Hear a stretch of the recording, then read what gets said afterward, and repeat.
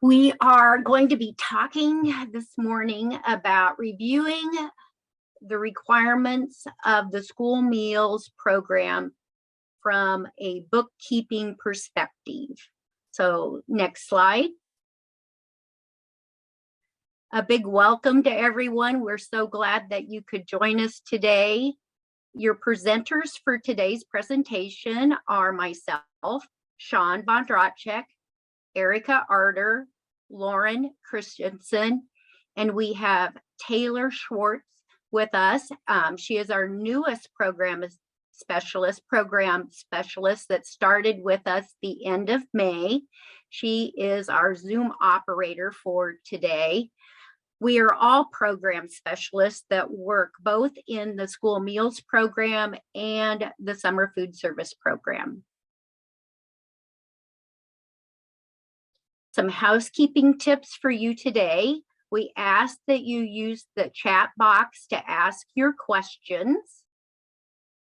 We will be addressing your questions throughout the morning through the chat box, and we'll have time at the end of the presentation to address any questions we have not answered. But do remember that we have quite a bit of information to cover with you today, and that we very well may be answering your question later on in the presentation. Now, we're going to have a couple of short breaks throughout the morning to give you some time to stand and stretch. And let's go back to that last slide. We had one third point. Oh, just a reminder, you will be muted during the presentation, but we will unmute you at the end of the presentation to answer your questions live if you have any. So next slide. You have received a link to the slide deck and handouts, and we're going to review those today during the presentation, so you might want to have those handy. We will be reviewing those in packet order, and the first page of the handout packet is your training certificate for today.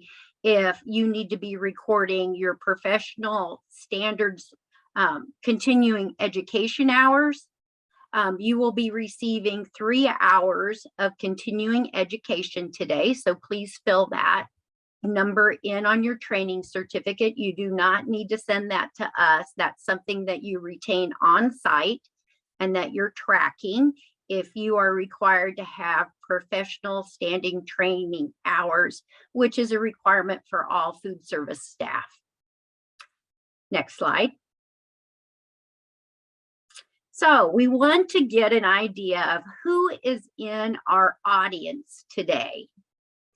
So are you new to your responsibilities of the school meals bookkeeping aspects? So take a look at those questions and mark the one that best fits your situation, and we'll come back and take a look at what those answers are.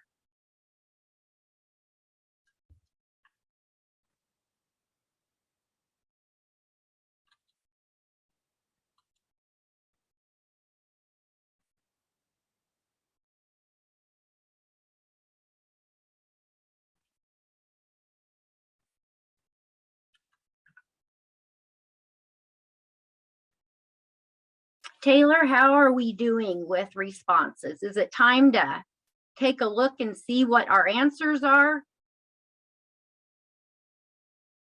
Yeah, so I ended it. Should share the results. Oh, great. Thank you so much. Well, 37% of our audience has not received training prior to today. So thank you so much for joining us. And then we have 2% that have been trained by the previous bookkeeper, which is wonderful.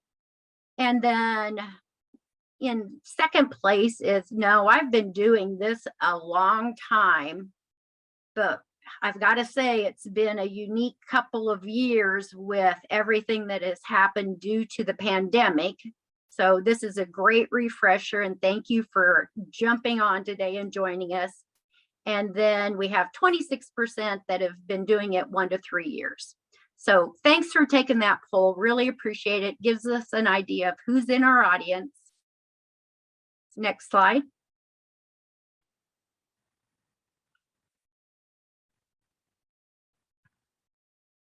Just a reminder, if you are in that 37% that are brand new and that 2% that is new that receives some training from the previous bookkeeper, please make sure you enter your information in our chat, because we want to know who you are so we can give you a little special assistance. Next slide. So what are we going to be talking about today? We are going to be discussing a short recap of the past and what's ahead for school year 22-23. We're going to be talking about program operations. We're going to be talking about meal eligibility, the process of approving free and reduced applications, and then we're going to finish up with other program requirements. Next slide. So let's talk about how we got where we are, the legislative roadmap. There has been nationwide waiver authority that was extended to USDA by Congress under the Families First Coronavirus Response Act, and that was implemented back in March of 2020. We weathered through about 105 different waivers to keep kids fed. And that act was scheduled to end on June 30th, 2022. And there were no waiver extensions of that period. All waivers were scheduled to end. But prior to that expiration date on June 25th, 2022, President Biden signed the Keep Kids Fed Act, which provides the USDA with limited waiver authority for the upcoming school year. So let's take a better look at what that means. What does that act include? So the key points of the Keep Kids Fed Act include a temporary higher per meal reimbursement rates in the National School Lunch and Breakfast Program through school year 22-23, so set to end as of June 30th, 2023. The school year runs from July through June. This temporary higher per meal reimbursement rate is 15 cents for all breakfast meals and 40 cents for all lunch meals, which is stacked on top of the reimbursement rates. So it's a temporary reimbursement that's in addition to the regular reimbursement rates. The Keep Kids Fed Act also allowed USDA with limited nationwide waiver authority through June 30th of 2023. And so what that means is it applied to certain deadlines, which were like for the community eligibility provision, flexibility and carryover of previous benefits that students received.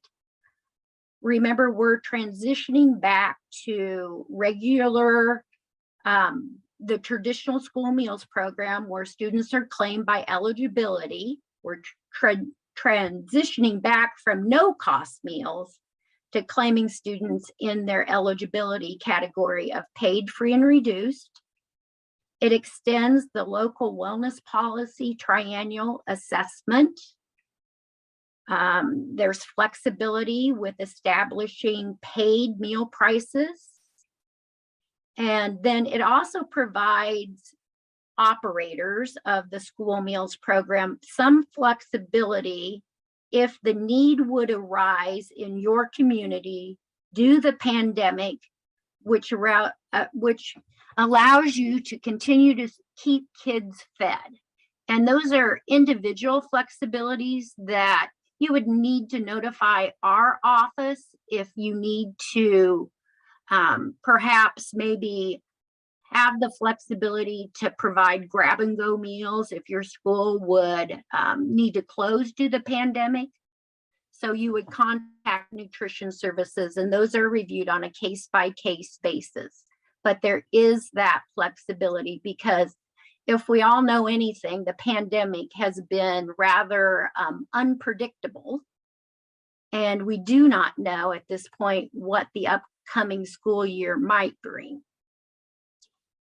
Next slide.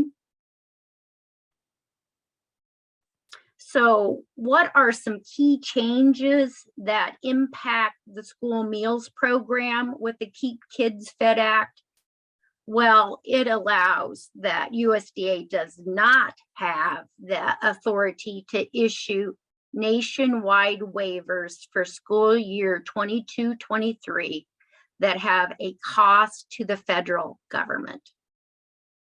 So no more meals at no charge to students.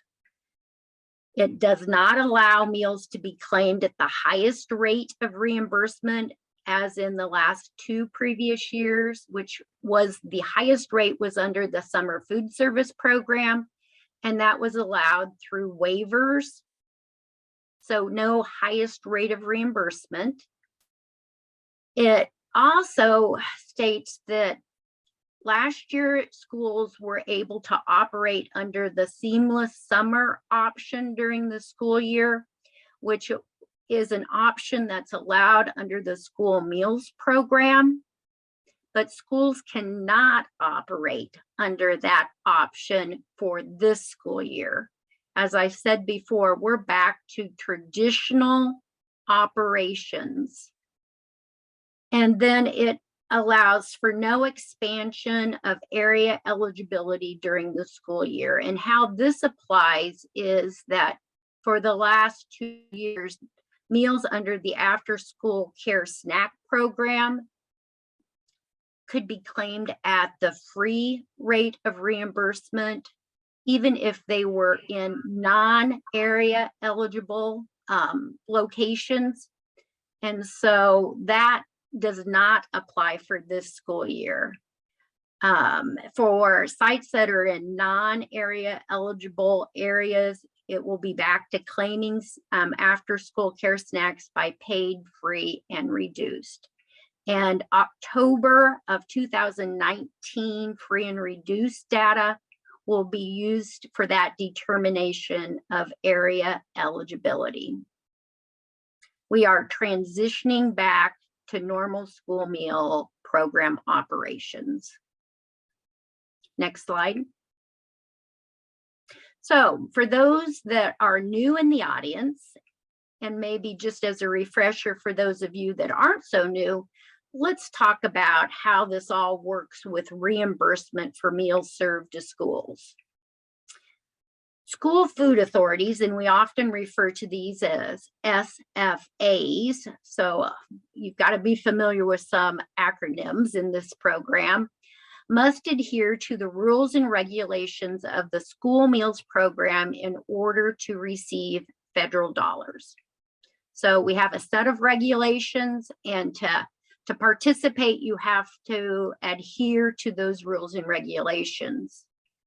USDA then provides federal dollars in the form of reimbursement for meals served in schools that meet these rules and regs. That money is distributed to nutrition services and financial services at the Department of Education. Next slide.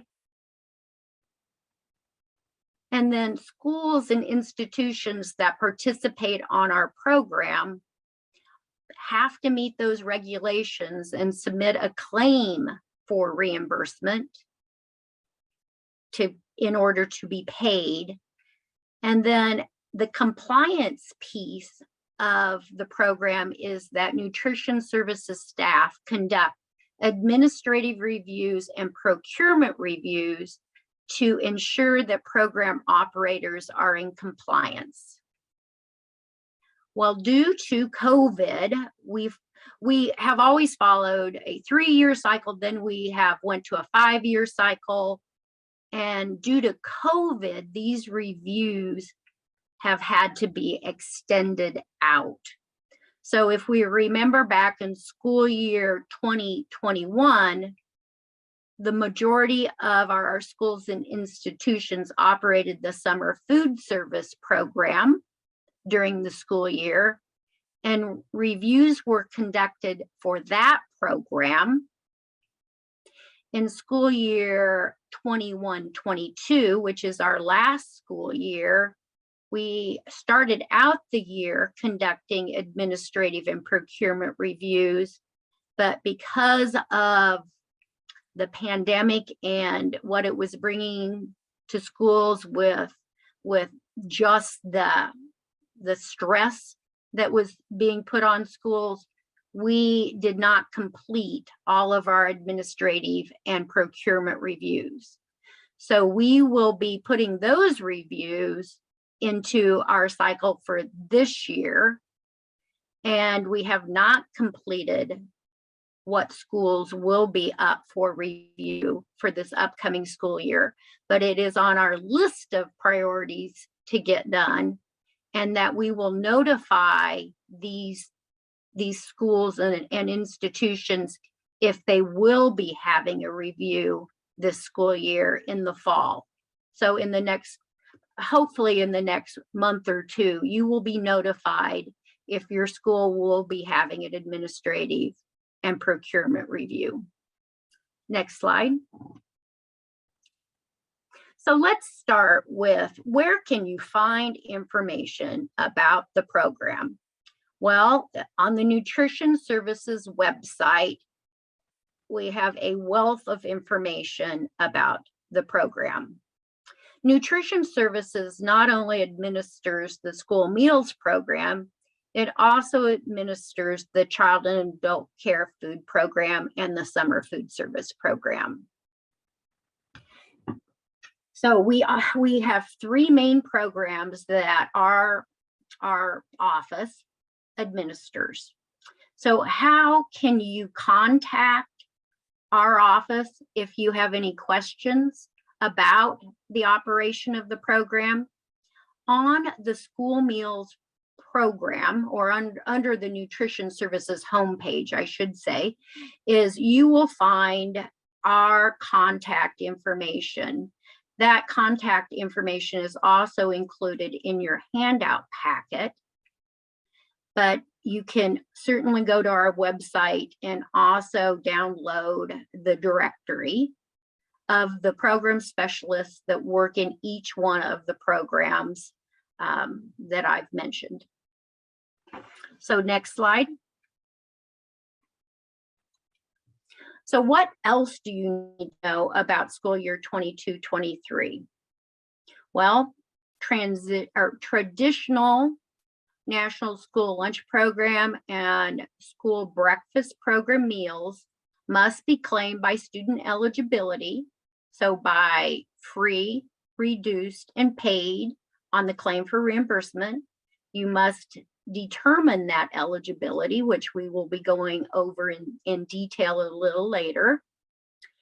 And you will be reimbursed at the School Meals Program rates for school year 22-23. And what you need to know about what those rates are, there has been a 7.4% increase in reimbursement rates from last year under the School Meals Program. So a very high increase. Typically that increase in the past has been 2 to 3%. It is based on the Consumer Price Index for Food Away from Home series. And I think we have all experienced sticker shock when we have went to the grocery store, and certainly for our food service directors when they have ordered food, that prices have increased drastically. So a 7.4% increase in reimbursement rates. The performance-based incentive, which is an additional layer of reimbursement, which I'll be talking about on the next slide, increased from 7 cents to 8 cents. And then the additional temporary increase in reimbursement rates of 15 cents for all breakfast and 40 cents for all lunches. Now, where can you find what the reimbursement rates are? They are under quick links on the Nutrition Services homepage. You click on quick links, and then a little screen appears, and you would click on reimbursement rates, which would take you to the page where you can find what those rates of reimbursement are.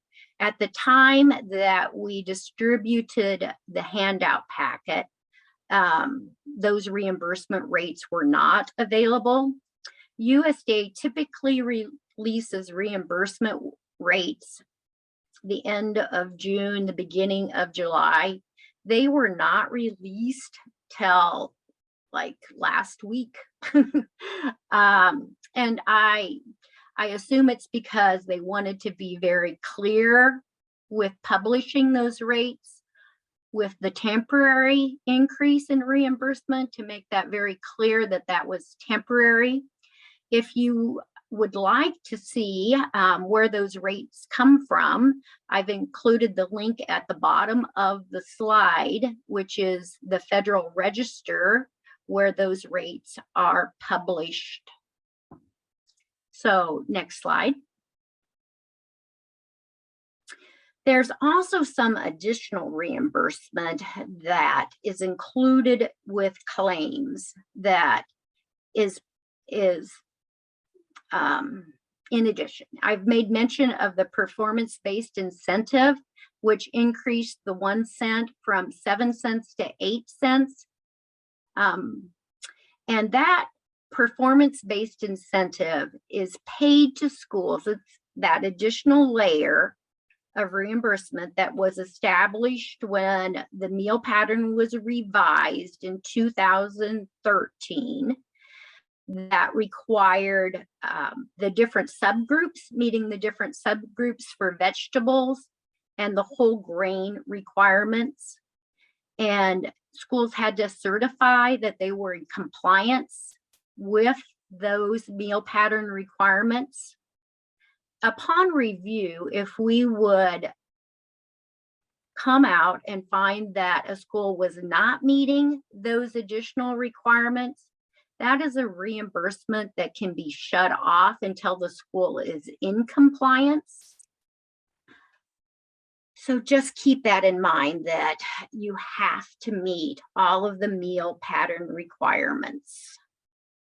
There's also a state match for breakfast and lunch. These funds are paid separately 1 time per year, and they are typically paid in the spring. That is the additional 5 cents for each breakfast that is served, and approximately 1 to 2 cents for each lunch meal that is served. And that is the number, or the amount that a school receives is based on participation in the program for the second previous year. So we're looking at past data. That's how the legislature appropriates funding for breakfast, is based on how many breakfast and lunches were served at individual sponsor, for the individual sponsors, and then the 5 cents is on top. So let's move on to the next slide. There's also additional reimbursement provided under the severe need breakfast. And severe need breakfast is for sponsors that have over or equal to 40% participation in the lunch program for the second preceding school year. And so that's that additional reimbursement for schools that have over 40% participation in lunch. And as I said, it's based on the second preceding school year. And then there's also additional reimbursement that qualifies a school to receive an additional 2% or 2 cents, I'm sorry, 2 cents if they have over or equal to 60% of the lunches that were served the second preceding school year were at the free and reduced rate. And so that information is pulled from claims. And unfortunately, our application is pulling from when schools operated the summer food service program. And so a fix will be applied to get the correct data in your application. So we're going to be using data from the last most normal school year, which was 1920. Unless the SFA chose not to operate the option through waiver of the summer food service program or the seamless summer option in those school years. So let's move on to the next slide. So what programs are under the School Meals Program? And we do not have time to go through each and every one of these programs today, but do be assured that there is extensive information about each one on our website, and I would direct you to our website for that additional information.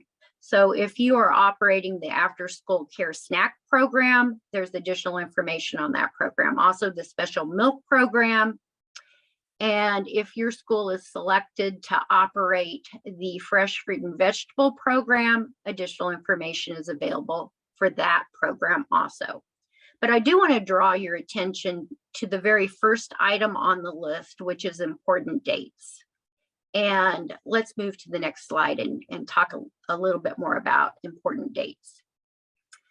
Important dates is the first item that is listed, and under important dates is a printable table, which is included in your handout, of all the things that need to be happening when for the school meals program. So it's a good form to print, keep available, so you know what you need to be doing when you need to be doing it.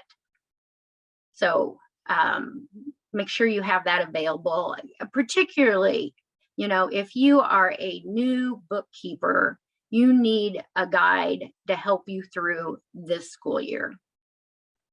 Another area that I want to draw your attention to is forms and resources. And forms and resources is where you're going to find all those important things that you need to utilize. So let's move to the next slide. The section under forms and resources is divided into 3 different parts, and those parts include administration, record keeping, and finance. The next section of the page is food service and nutrition. So those would be those items that are directed towards the operation of your food service program. And the final category on the page are, of course, the rules and regulations, which when you click on that link will take you to the USDA website for the updated policies that are released. So let's go back to administration, record keeping, and finance. I want to draw your attention to that. As a bookkeeper, this is your most important section. This is where you're going to find the income eligibility application information that needs to be distributed to households. When we get a little later in the school year, or you will need to conduct verification, which Erica will be talking about a little later in the presentation. All of the attachments for the program And the permanent agreement and free and reduced policy statement is under the third bullet on the page. And I want to talk a little bit about that permanent agreement. You're required this year to complete that agreement. So that means you need to read through that agreement. Your authorized representative at your school needs to be made aware of that agreement, and it needs to be read through because it is an agreement that you are making with our agency that you will be adhering to all of the rules and regulations of the program. And the agreement it spells out what the requirements are to participate in the program. We can't approve your application packet unless you attach the signed permanent agreement to your application packet. And it would be attached under attachments under the packet. And we can talk a little bit more about that a little later. But this has all been communicated with you through our director, Katie Parch, in the emails that she has sent out. Once again, this agreement states you will adhere to the Code of Federal Regulations pertaining to participation in all the school meals programs in which your school or organization participates in. So really wanted to stress that permanent agreement. If you've submitted your application for approval and have not attached the permanent agreement, it needs to be attached under attachment list. So just keep that in mind. And let's go on to the next slide.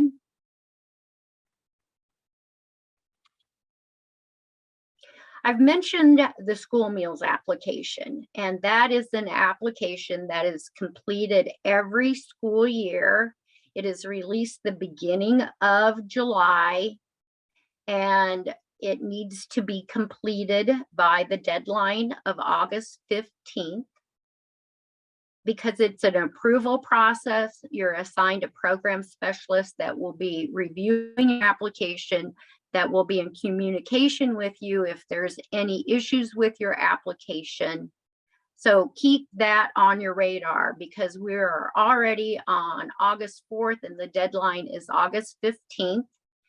If you were a sponsor that operated in July, that application should have been completed in July, and it needs to be approved by our office before you can submit your July claim for reimbursement. So how do I get to this application?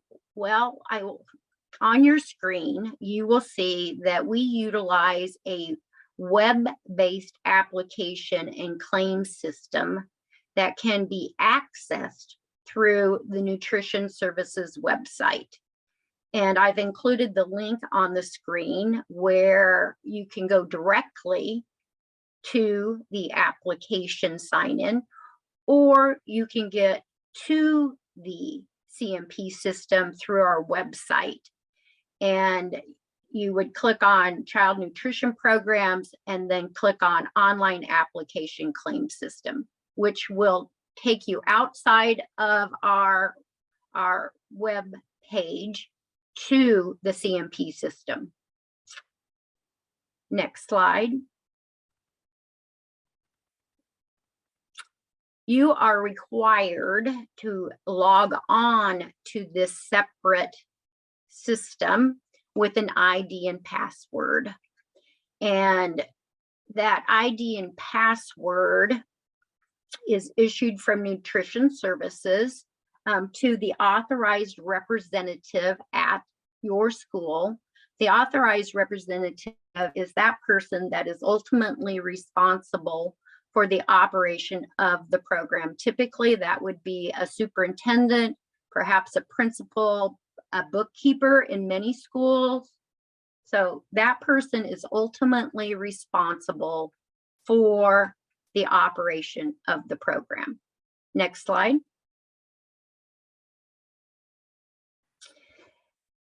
There may be new authorized representatives at your school. And that happens whenever we have, as I mentioned, the authorized representative can be a superintendent, principal, finance director. It's who has been designated as the person responsible for the operation of this program.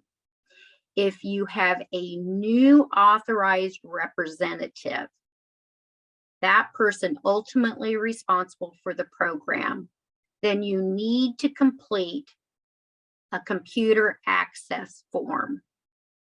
And that computer access form requires signatures.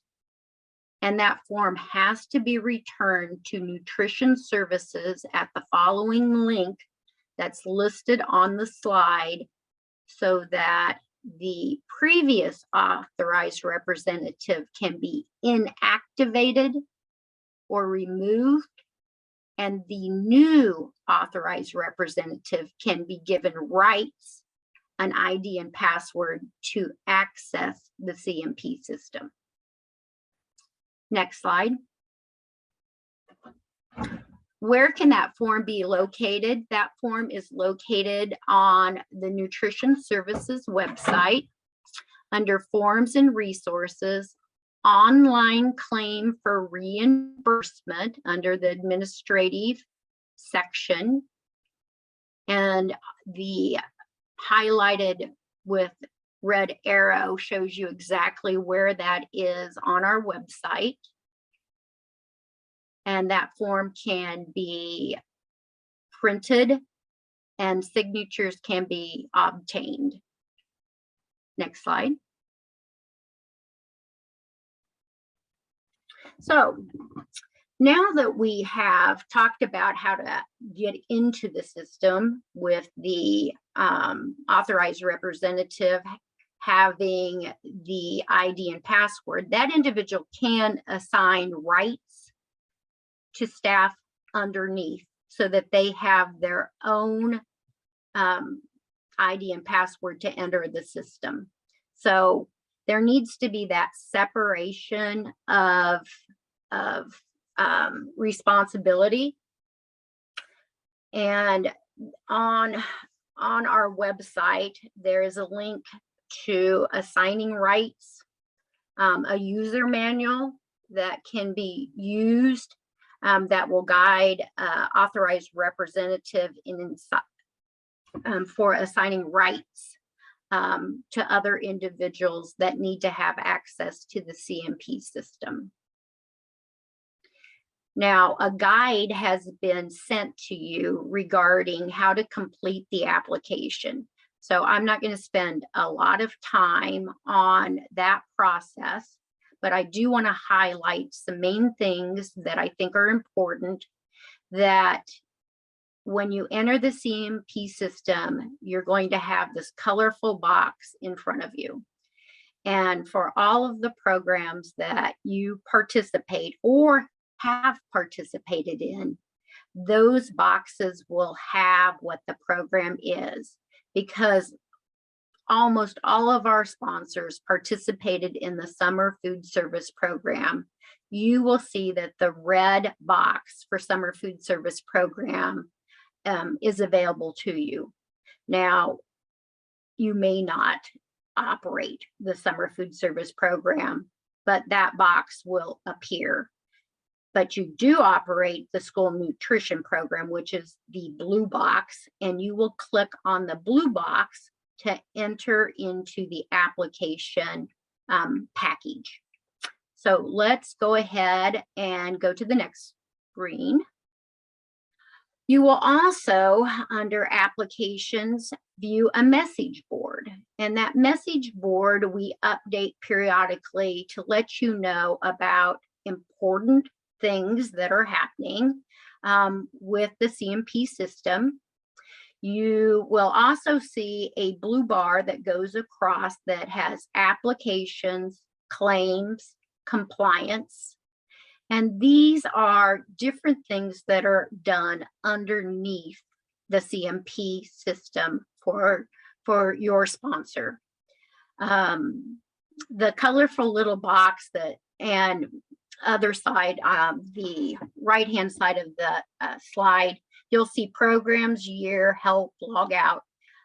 It's important to know what these are, because when you click on them, you can click on that colorful box and it will take you back to that page where you saw the boxes.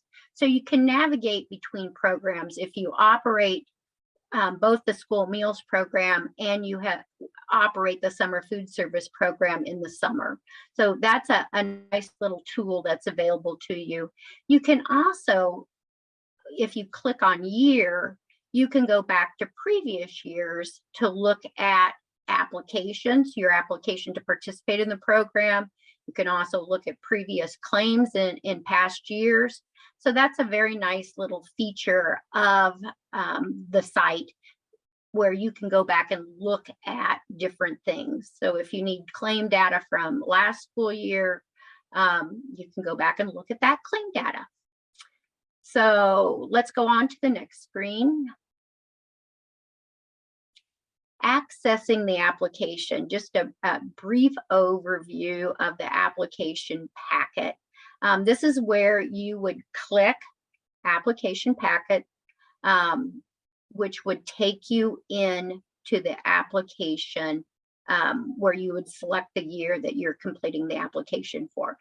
Next slide. Make sure you're in school year 22-23. Once again, you can navigate between previous years. Next slide. There's two parts to the application packet. And those parts, well, there's many parts to the application packet, but the two pieces that are most important, all are important, but I want to draw your attention to these two, is the site application and the sponsor application. The sponsor application is information about the sponsor. Okay, so if you are a sponsor and you have numerous sites, it's basic information about the sponsor. Now, the next section, the site applications, is information about the individual feeding sites. So in the example that's on the screen, we can see that there is one site, but many of our schools and institutions have more than one site. They would complete a separate site application for each feeding site. Because sponsors operated under the seamless summer option last school year, which was allowed through waiver from USDA, that ended. So you will not be completing any information under the seamless summer option for your sites. All site information needs to be under the first, which is site applications for the traditional school meals program. So let's move. Oh, also on the screen, you can see which program specialist is assigned to your packet.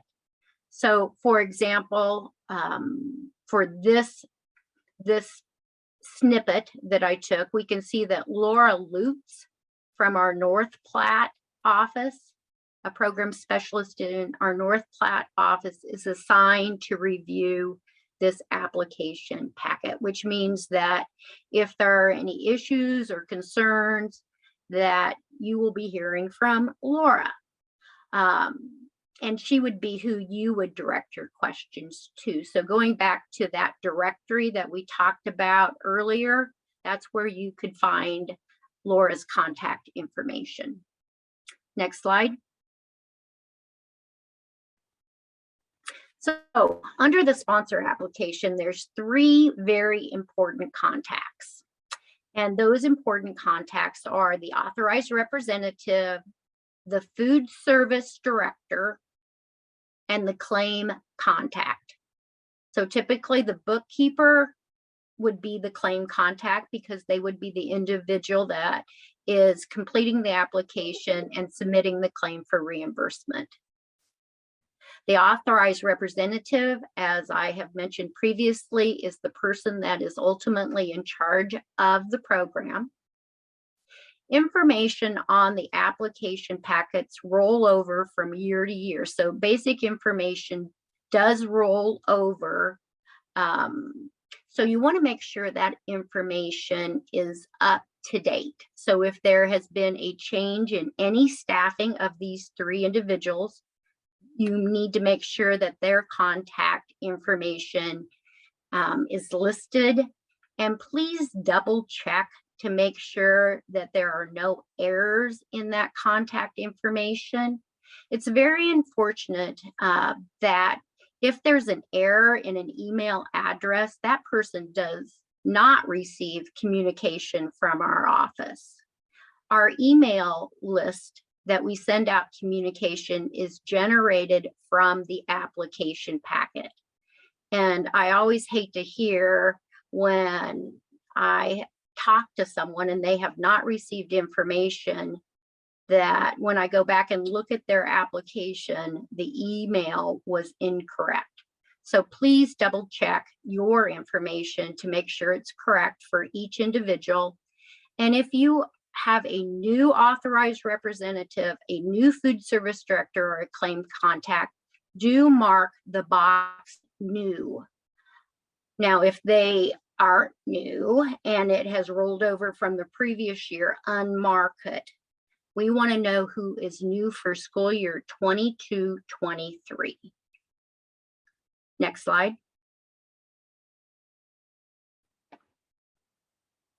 So the transition to normal, there have been a few issues with our application packet.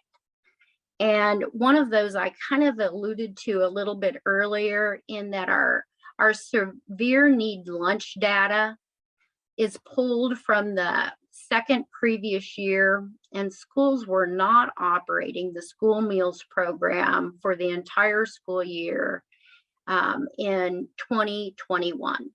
And so the application packet is pulling in wrong information. We need to be pulling in information from 1920.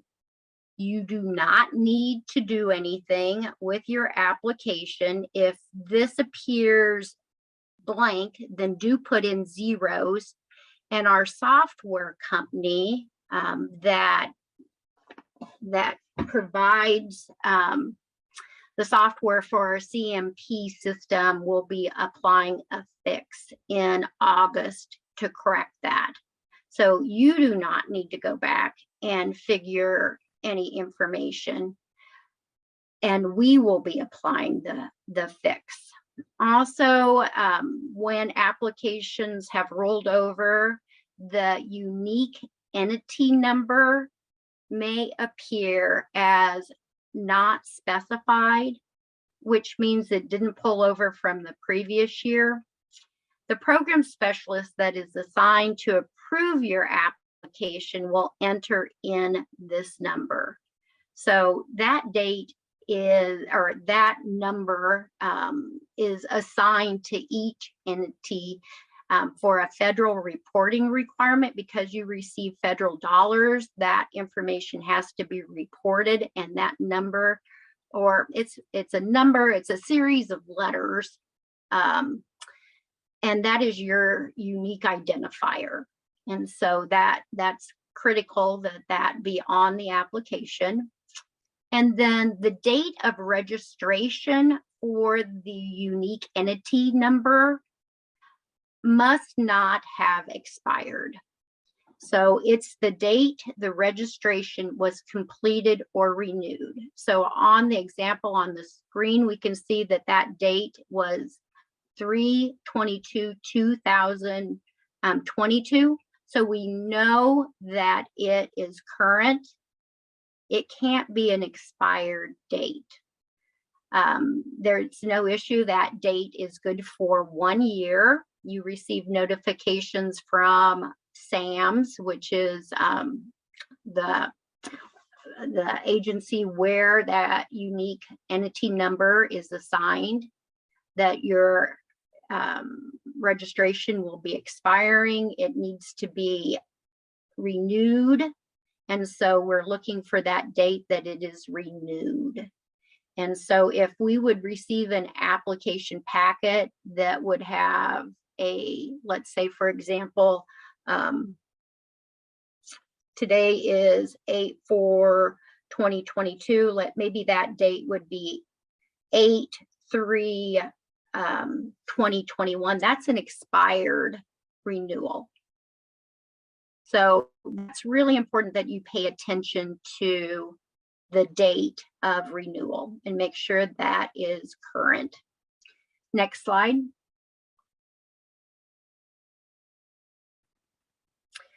I want to talk a little bit about the difference between warnings and error codes, because this oftentimes throws our new bookkeepers. A warning code is just a message that says, hey, look at this.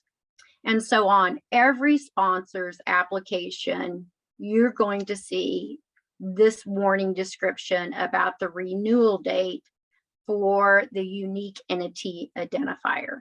So it's just, hey, take a look at your renewal date. It appears on every application. Your application will go through just fine with this warning. An error code is a little bit different. An error code populates when there is missing information, and so it must be corrected before the application can be submitted. So for the example that's on the screen, it just, the very last error code, the question point of service count must be answered. So that was just a question that wasn't answered on the application, on the site application. So make sure that you are free of error codes before you try and submit your application packet for approval. Next slide. With that transition back to normal, we talked about the error on the sponsor application concerning that additional 2 cents for lunch. Now, on the site application is where the determination is made if that site will receive the additional funding for severe need breakfast. And once again, it's pulling in the wrong year. It's pulling in 2021, and it needs to be information from the last year of normal operations. And so leave the information as it appears or enter zeros. Once again, our software company will be applying the fix in August to this section as well. Next slide. I want to draw your attention to a couple of other areas that are important, that when you're in the application packet section under applications, you'll see a drop down of all those items listed under applications. Included in that list are food safety inspections and financial report. Financial reports, I'm going to talk about first. This is required for all non-public schools. Public schools submit their annual financial report directly to NDE. Non-private schools do not submit a report to NDE, and they are required to complete an annual financial report related to the School Meals Program. So only for non-publics are you required to submit your annual financial report, and that report is due or was due by July 15th. I want to make sure that you understand that you need to get that report completed. We had some schools last year that were very tardy in getting that report completed, and that resulted in having their claims held until they complied with this requirement. So put that on your radar if you are a non-public school, that you need to complete the annual financial report. Now, all SFAs, school food authorities, are required to report the number of health inspections that were completed per site for the previous year. You are completing that information in the 22-23 application packet. So you're reporting information from last year in this year's application packet. And that information is due by October 15th. But now is a great time to get that done because it's information from last year that you're reporting for each feeding site. And the number of health inspections that each feeding site can be 0, 1, or 2. So you report what actually happened for last year. So make sure that that gets done, and it needs to be completed no later than October 15th. You can do it anytime now through then. And it's also listed on your important dates information form. So let's go to the next slide. Once again, I'm going to really stress that annual financial report due by July 15th. It's not too late. Get it done. Only for non-publics. Next slide. Hi everybody, Erica here, and we are going to go ahead and get started with the income eligibility process section of this training so that we can hopefully finish this training on time. So up next, we're going to go over the income eligibility process for free and reduced price meals in the school meals programs. As we are preparing for a return to normal, like Sean was talking about, this includes determining eligibility for free, reduced, and paid price meals. In this section of the training, we will be talking about how to determine eligibility for free and reduced price meals. This is a required process for all SFAs participating in the National School Lunch Program. And you can begin this process July 1st of each school year. So since today is August 4th, you can and should start this process for this school year 22-23, if you haven't already.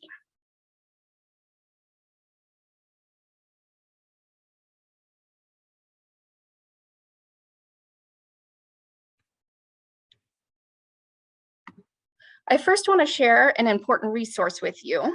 The USDA's eligibility manual for school meals is a great resource for both new and experienced bookkeepers. This manual is intended to help schools accurately determine, certify, and verify children's eligibility for free and reduced price meals. It is divided into the 6 sections, which are listed here on the slide. And this resource can be found on the Nutrition Services website by clicking on Forms and Resources under the School Meals Program, and then clicking on Eligibility Manual for School Meals. A picture of the cover of the eligibility manual, along with a direct link to the manual, is included in your handout packet. Do note that the July 2017 version is still the most current version we have available. You can either print this or you can download it and save it to your computer.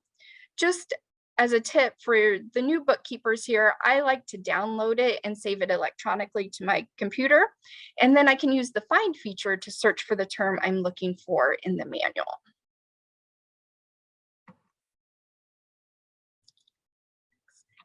So let's start by discussing how to determine eligibility for free and reduced price meals. There are 2 ways that households are approved for free or reduced priced meals. One way is by submitting an income application, and the second is by being directly certified through the direct certification system. Under income applications, income eligibility is when students qualify for free or reduced price meals based on household size and income. Categorical eligibility is when you can establish eligibility for children who are automatically eligible for free meals because they or another member of their household receive assistance program benefits, or because they are determined to be individually eligible through another categorically eligible designation. In general, categorical eligibility may be established through the application process, or you can also do that through the direct certification process. So as I said, the second way a household can be approved for free and reduced price meals is through direct certification. Direct certification allows schools to certify children as eligible for free or reduced price meal benefits using participant data from other programs, and it eliminates the need for an application. I will explain more about both of these processes coming up here in the next slides.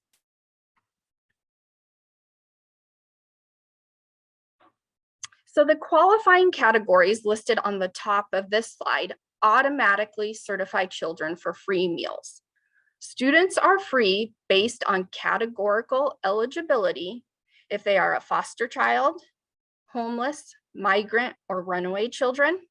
And all school districts have a homeless or runaway liaison on staff and a migrant coordinator who works with the school to determine this categorical eligibility. And they are also free if they participate in Head Start. If the district has a Head Start program, a list of all enrolled students must be kept on file. The documentation received from these groups certifies the children for free meals. Now, your direct certification list, with the direct certification list, these are the programs, the free program qualifiers as they appear in the direct certification system. So the Supplemental Nutrition Assistance Program, or SNAP, Temporary Assistance for Needy Families, which is abbreviated as TANF, Food Distribution on Indian Reservations, FDPIR, Foster, which is abbreviated FOSTR, Migrant, which is abbreviated MGRNT, and Medicaid Free, which is abbreviated MFree in the direct certification system. The one exception to students automatically qualifying for free meals under categorical eligibility is Medicaid. A household may qualify as either Medicaid free or Medicaid reduced, depending on their income. So if you see a student listed as Medicaid reduced, or abbreviated MRED, on your direct certification list, then those students qualify for reduced priced meals. The first thing that you're going to want to do to determine student eligibility to see who qualifies for free and reduced price meals for the current school year is to access your district's direct certification list in the CMP system. Direct certification, like I said, it allows schools to certify enrolled students as eligible for free or reduced price meals using verified data from other programs, and it eliminates the need for a meal application. In Nebraska, the process of direct certification has been a cooperative effort between the Department of Education and the Department of Health and Human Services.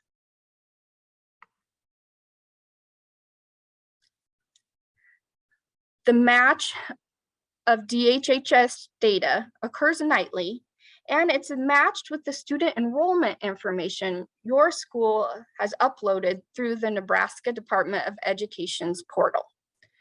Public schools upload their student enrollment to the NDE portal through Advisor, and non-public schools can upload to the NDE portal through Person ID.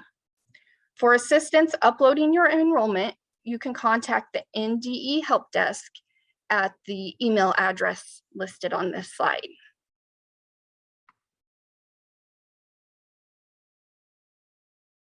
So after you've uploaded your district's enrollment, you should automatically receive matches on your direct certification list. You can access the direct certification system through the CMP system. After you log into the system, as Sean showed you earlier, you'll want to click on Applications in the top dark blue bar, and then click on Direct Certification / Direct Verification as highlighted here on the slide.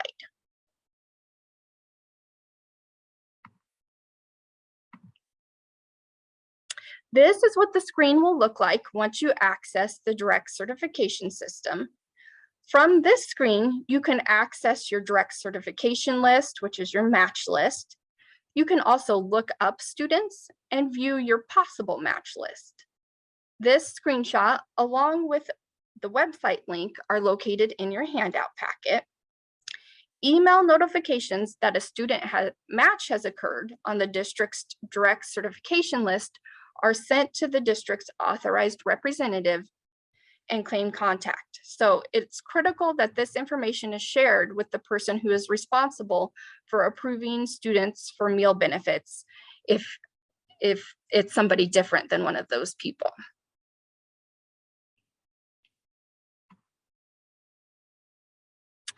This is an example of a direct certification list. After clicking on that green match list tile in the direct certification system, you will see a list of directly certified students. For this school year, the correct data match for school year 22-23 occurred on July 15th, 2022. So in the search from box, you'll want to enter a beginning search date of July 15th, 2022, and click on search all dates. Then your list of directly certified students for school year 22-23 should appear on the screen. Once you have your match list pulled up, you can sort this list by each of the column headings by clicking on the column titles outlined in orange on this slide. So for example, if you sort by date, you can see those students most recently added to the list. Or if you click on last name, you can sort your list alphabetically by student last name. So let's go through these column headings. The list date is the date that the student matched to the DHH database and appeared on your direct certification list. The qualify header shows the qualifying programs or how the student is being approved for free or reduced price meals. You can see the students in this example are approved based on SNAP, foster, and Medicaid free. Student last name, first name, gender, and date of birth are pretty self-explanatory.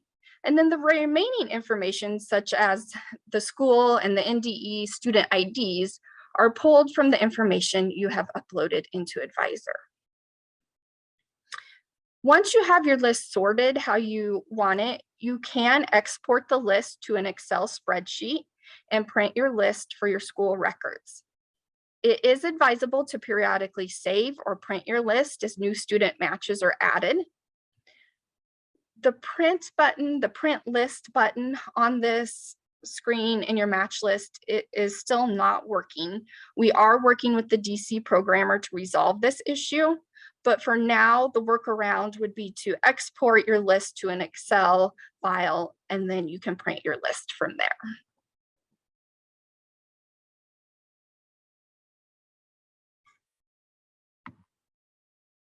So if you see some abbreviations under the qualifying programs and you want to know what those mean if you're not sure, a list of all the qualifying programs can be found under the maintenance tab in the DC system.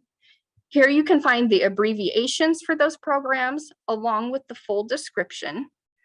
This list of qualifying programs is also included in your handout packet for a quick reference as well.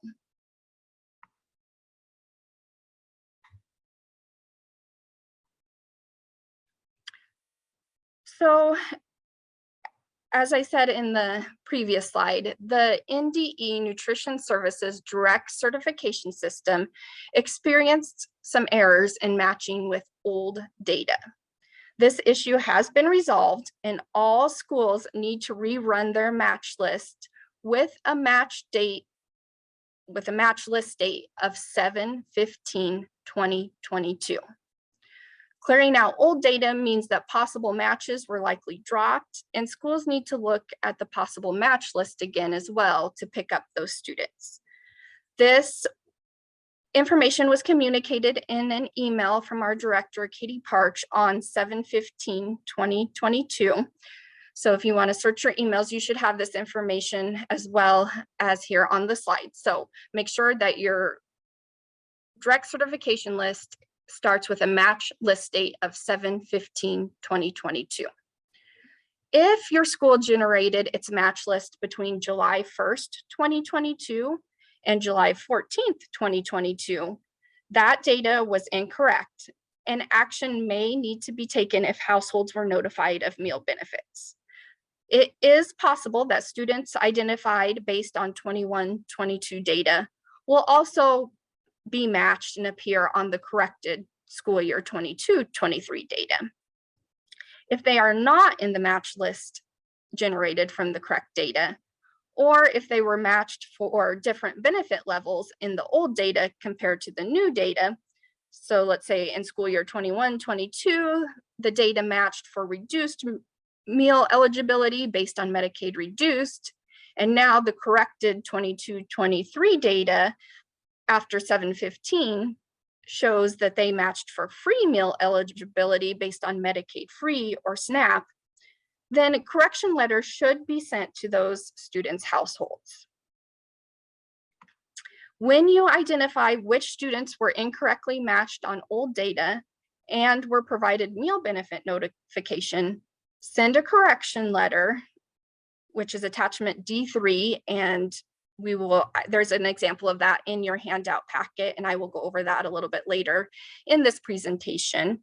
But D3 is a notice of change in benefits, along with the cover letter that was emailed on 7/15 and also included in your handout packet to the households, notifying them that there was an error in the data provided by the NDE and identifying how the benefit changed. Be sure to encourage the households to complete a meal application if they no longer appear on the match list using the correct data. So a couple examples of when a correction letter needs to be provided. Students matched on the correct data, the list with a list date of 7/15/2022 for a different benefit than their original 22-23 notification identified, must be sent a correction letter. If students were matched on the correct data with a list date of 7/15/2022, and they're receiving the same benefit identified in the letter that was sent based on the old incorrect data, then you do not need to send a correction letter if their benefit is remaining the same. So if their benefit is changing and you had already notified them of their benefit based on the old data, you do need to send a correction letter. If their benefit is staying the same, it's still the same as it was on the old data, then you don't need to send a correction letter. The last step in this is to make sure that you check your student information system to ensure that students have correct meal benefit eligibility codes based on the new corrected data with a match date of 7/15/2022 for school year 22-23. So check your student information system to be sure that you have everyone coded correctly based on the new data.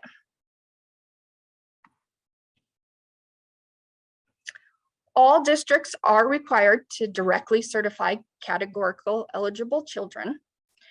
And the other thing about the direct certification list is if one child in the household qualifies for SNAP, TANF, FDPIR, Medicaid free, or Medicaid reduced, all other children in the household automatically qualify for the same meal benefits.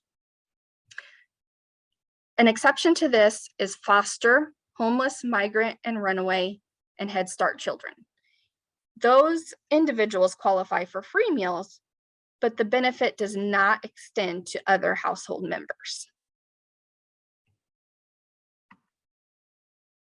If you're extending that free and reduced price meal benefits to other household members, your district should just be able to link the student to the household that was directly certified. And for the purposes of carryover, which we will talk about carryover into the new school year, categorical eligibility should also be extended to those newly enrolled siblings. So if somebody was if they had a sibling on the list as Medicaid free, a new kindergartner coming in, you could extend those Medicaid free benefits to the new kindergartner for the first 30 days.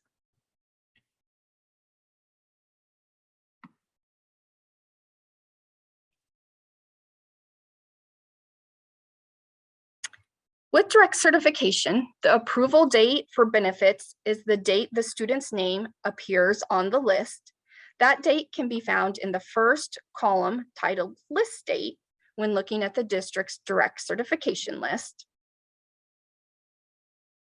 Households directly certified for free meals do not need to submit a free or reduced priced meal application.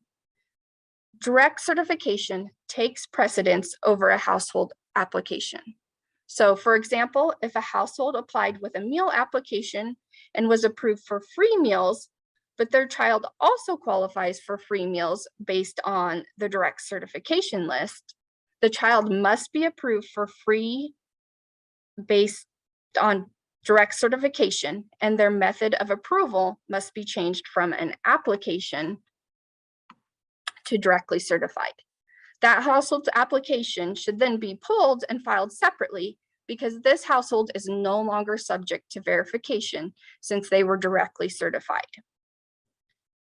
You'll notify the households of their approval using Attachment D, the Notice of Approval or Denial Letter, which is located on the NDE website and located later in your handout packet. Now, the one exception to direct certification taking precedence over an application is if a student is on the direct certification list as Medicaid reduced, MRED. In this case, the household has the right to complete a meal application if they think they may qualify for free meals based on household size and income.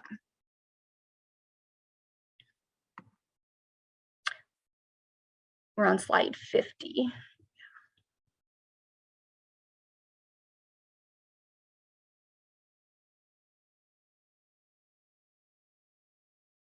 There we go.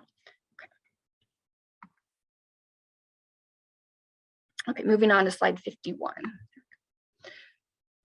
The school district must keep their direct certification list up to date. School districts must have a printed list of names on file to document the student's eligibility. Districts can share direct certification eligibility if a child transfers to another school. To share eligibility when a child transfers, the school can either send a copy of the student's approval letter or notify the other school in writing on your school's letterhead.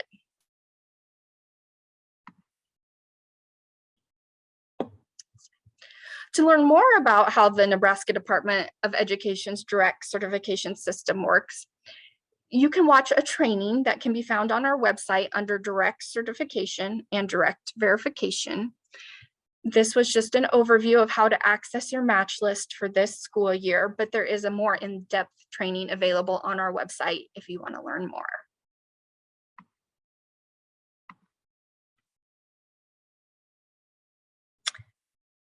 The National School Lunch Program Permanent Agreement and the Free and Reduced Price Policy Statement with the Nebraska Department of Education requires distribution and availability of the meal application and letter to all enrolled students, except for those students directly certified for free and reduced price meals, or if your school is operating the community eligibility provision, which is CEP.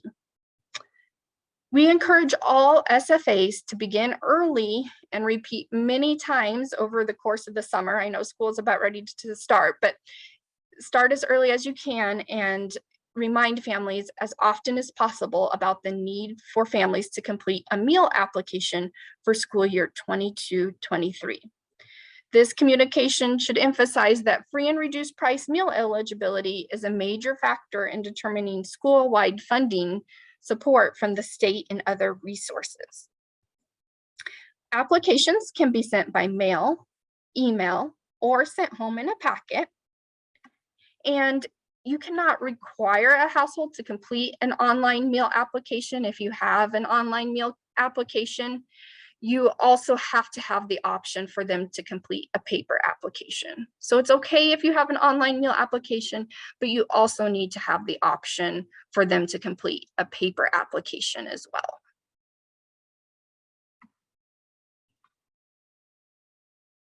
So if a student does not appear on your direct certification list, then those households must be given the letter to households, which is attachment B, and the household meal application, which is attachment C. Optional forms, which may be included, are attachment E for self-employed individuals, and attachment L, which is the sharing of information form, and attachment L1, which is the sharing information with Medicaid or SHIP. Applications can be distributed before the school year begins, but not before July 1st of each school year, because that is the start of the new program school year. These forms are updated annually, so please make sure you're using the most current version, the school year 22-23 version. You are allowed to add your school contact information and fill in the fillable portions of the forms and the program specific to your school. We just ask that you don't edit the actual content of the forms. So if your school utilizes an electronic meal application, please ensure that the updated non-discrimination statement, which we'll talk about later here, is included with the online application. The non-discrimination statement was updated for 22-23. So please, if you have an electronic meal application, check and make sure that you're using the correct non-discrimination statement. Hard copies of these forms can be found in your handout packet.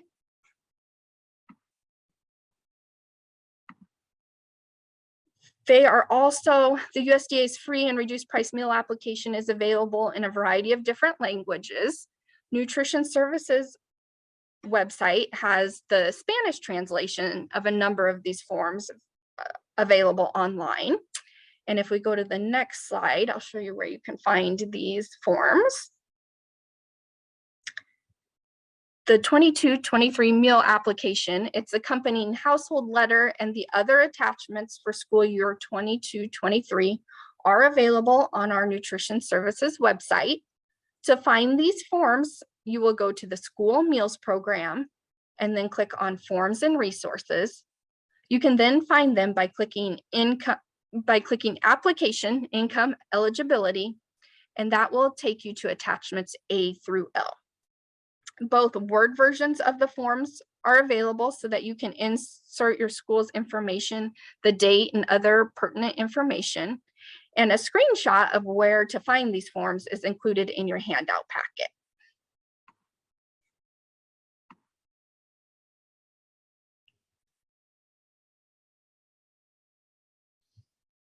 So let's do a quick review of how households qualify for free or reduced price meals with an application. Households that complete an application with foster, homeless, migrant, or runaway children, or households listing a master case number for SNAP, TANF, or FDPIR are categorically eligible for free meals. For households listing income on their application, depending on the household size and income, the family may qualify for free or reduced price meals or be denied meal benefits if their income exceeds the income eligibility guidelines.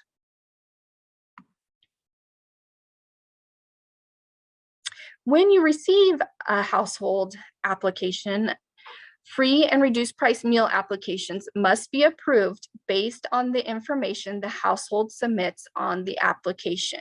You can take that application for face value. However, you do need to follow up if there's any missing or vague information, and then just document on the application the information you received with the date and by whom. You have 10 operating days from the time you receive the application to process it. Once again, for the For a household application, you will also notify those households using attachment D, which is the approval denial letter of the determination results. Application approvals are valid for the entire school year. So even if the household situation changes, their approval remains the same. However, if a household contacts you and insists on paying, you must honor the request and make that change. Otherwise, it's year-long eligibility. Households may apply or reapply for benefits anytime during the school year. So if their eligibility determination changes, and let's say they were getting reduced priced meals, but something's changed and now they may qualify for free meals, they can reapply for benefits anytime during the school year. And if it's an increase in benefits, you should make that increase in benefits as soon as possible. Applications can also be shared between school districts. So if you receive an application from another school, it's your responsibility to ensure the application has been approved correctly. What we ask is just that you initial and date the application once you've reviewed it.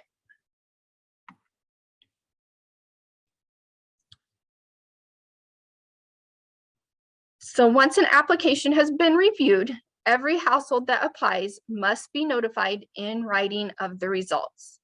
The notice of approval or the denial letter, which is attachment D, can be used to notify households who applied with their meal application or for those who are directly certified. An example of attachment G is shown on the right side of the screen here, and a hard copy of the form is included in your handout packet.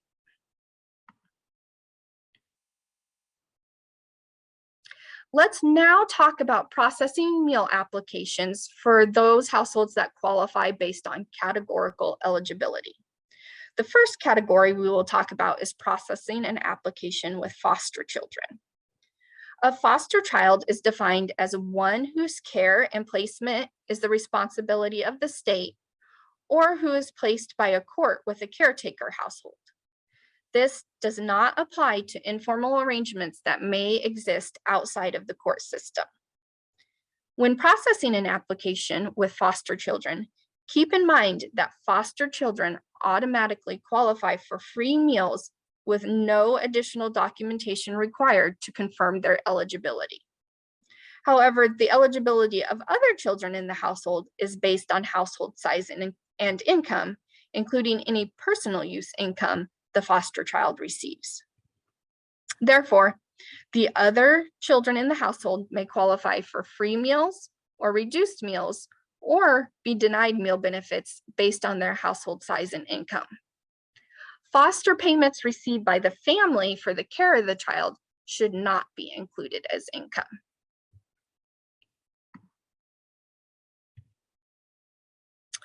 Homeless, migrant, or runaway children automatically qualify for free meals as well. However, the district is required to have additional documentation on file for these children. Acceptable documentation would be the district's direct certification list, if they're on that list, or if they filled out a household, or if they filled out an income application, information from a migrant coordinator or the district's homeless runaway liaison should be obtained before certifying the child as eligible for free meals. As with foster children, the eligibility of the other children in the household is still based on household size and income.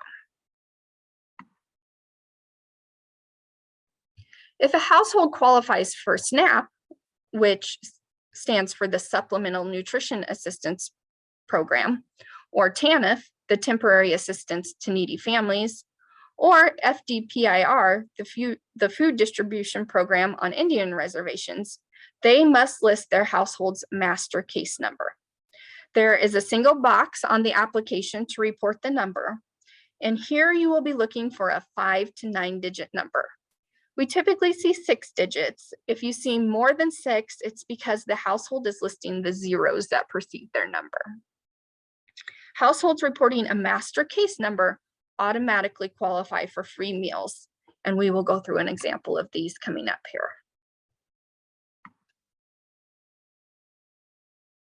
When processing an income application based on income, That requires the use of Attachment A, the Income Eligibility Guidelines, which is included in your handout packet. This is the chart that the school district uses to approve households for free or reduced price meal benefits. Income amounts are listed as annual, monthly, twice a month, every 2 weeks, or weekly for the free and reduced priced guidelines. Attachment A is not to be distributed to households. So the income chart that appears on the second page of that household meal application are the reduced price guidelines. Households may qualify for free or reduced price meals if their income falls at or below the levels listed on the chart. Just make sure that you're using the correct income eligibility guidelines. At one point under the quick links link on our website, an incorrect version got published that said 22-23 at the top, but did not have the correct guidelines at the bottom. Just double check that you're using the correct one. That was a while ago, so if you've accessed it recently, it should be accurate.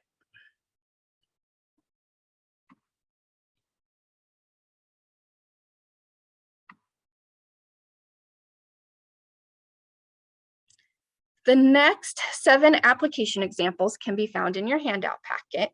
You may follow along with the handouts, and then you'll also need to have out Attachment A, the income guidelines, which is in your handout packet. Our first example involves a master case number. When you are reviewing applications, you need to make sure that all sections of the application are completed properly and all information is included before the application can be approved. A complete application with a master case number will include the student's name, the household's master case number for SNAP, TANF, or FDPIR, and the signature of an adult. If we look at this example, we have Justin Brown listed at the top in the red box. In part 2, the master case number has been entered in the yellow box. In part 4, Sue Brown has signed the application as shown in the blue box.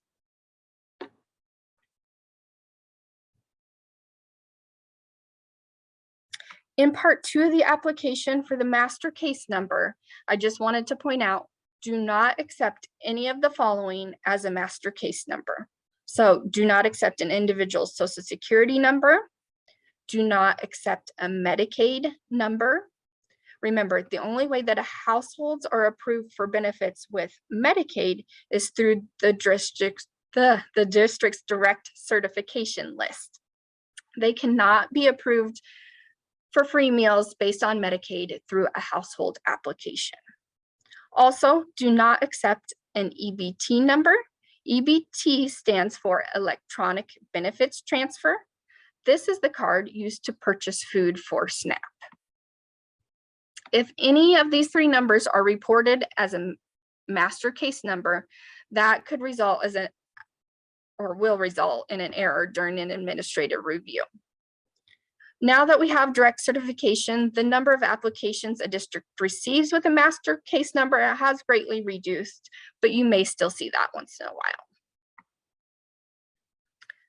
The school district is responsible for completing the bottom portion of each application.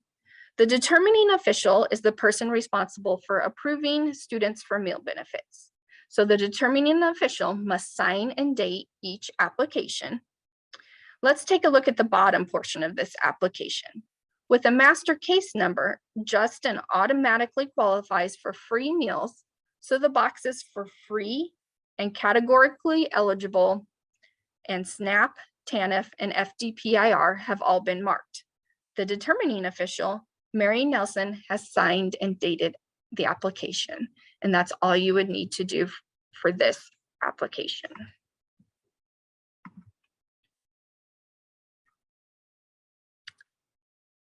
Our next example involves an income application in which a single frequency of pay has been reported. So a complete income application includes the student names, the names of all household members, and the current income for each person listed on the application. A complete application also includes the signature of an adult and the last 4 digits of a Social Security number, or the box checked for no Social Security number. If you take a look at our example, the children's names have been listed at the top of the application outlined in the red colored box. In Part 3, the household members have been listed in the yellow box, and the total household count has been reported as 5. Income has been listed for John Wright and Mary Wright in the green box. And Part 3 instructs the family to report total household gross income, which is income before taxes. Mary has signed the application as shown in the blue box and has listed the last 4 digits of her Social Security number in the orange box.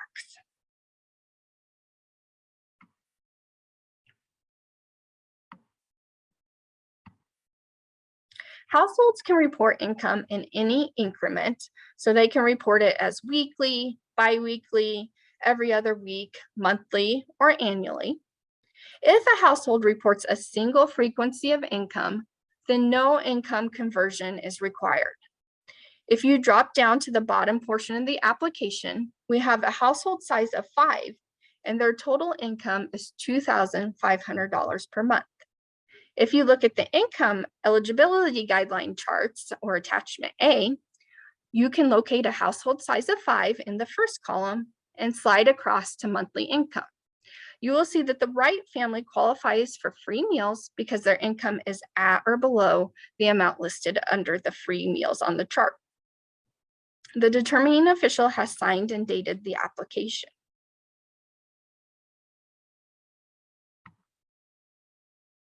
In example 3, we have an income application in which multiple frequencies of pay have been reported. The information listed on this slide is required to be completed on the application before it can be approved. The children have been listed at the top of the application in the red box. In Part 3, all household members have been listed in the yellow box. And in the green box, you can see Mary Smith reports $1,200 per month, and she also earns $100 per week at a second job. George Smith has reported his income as $10,000 per year. George has signed the application and reported the last 4 digits of his Social Security number.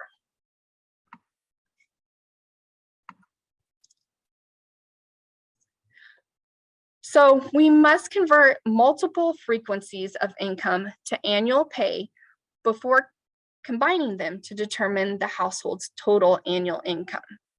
So for monthly income, you would take that times 12, weekly times 52, every 2 weeks times 26, and twice per month times 24. In approving this application, we have a household size of 4. However, we need to determine the household's total income. So for Mary Smith, we must convert her 2 sources of income to annual income.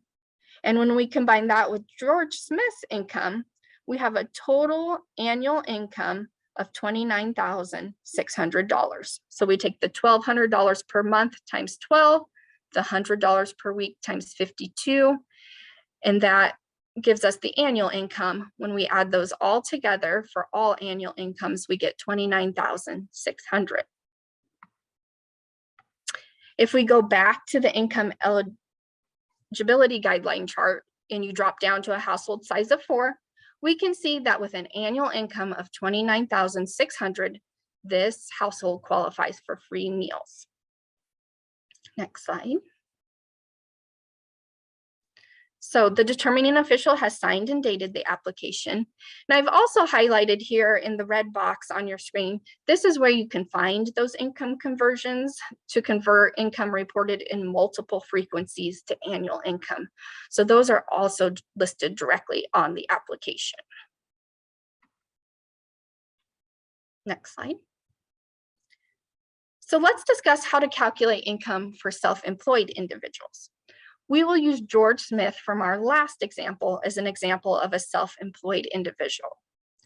On this form, we are reporting income from specific lines from the first page of the 1040 tax return and Schedule 1.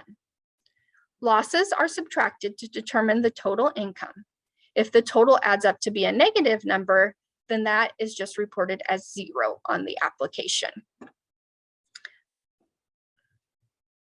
0 income requires no follow-up on the part of the household or school.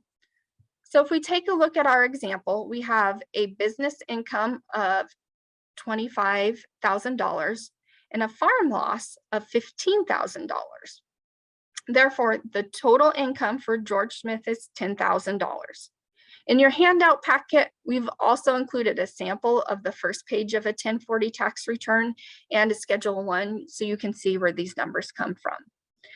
When reviewing a tax return, income reported under wages, salaries, and tips, or adjusted gross income cannot be used to determine a household's income.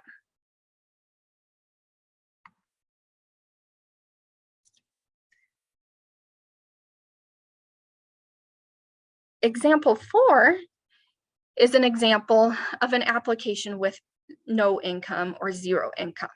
Families can report 0 income, and that application can be approved for free meals for the rest of the school year. Now, if a family is withdrawing money from their savings each month or receiving help from others, that amount could be listed on the application as their source of income. The household can then be approved based on the amount that they've reported from using savings or amount that they're receiving from others. But in looking at this example, we have Ben Jones listed at the top of the application. And in part 3, we have Sarah and Ben listed as the household members, and they've reported 0 income. She signed the application and reported the last 4 digits of her Social Security number. In the bottom portion of the application, the household size is 2 and total income is 0. So Ben then qualifies for free meals based on household size and income, and no additional follow-up with the household is required. The determining official has signed and dated the application. The next 3 examples involve approving applications with foster children.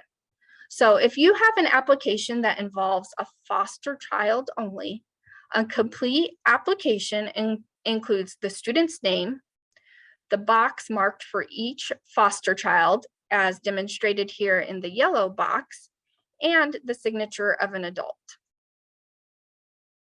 The last 4 digits of a Social Security number are not required. Remember, foster children automatically qualify for free meals. In looking at this example, Jesse Martin is listed at the top of the application. The box has been marked indicating that he is a foster child, and Phyllis Miller has signed the application. She's not required to list the last 4 digits of her Social Security number.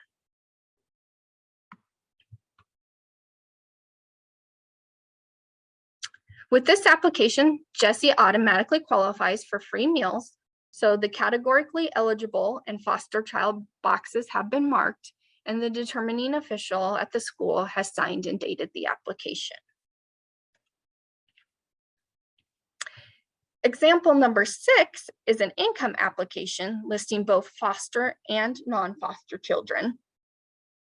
The complete application includes the student's names, a box is checked for each foster child, and current income is listed for each person, which would include any personal use income the foster child receives. So as a reminder, personal use income is not the payment a household receives for care of the child. A complete application also requires the signature of an adult. The last 4 digits of a Social Security number, or the box marked no Social Security number.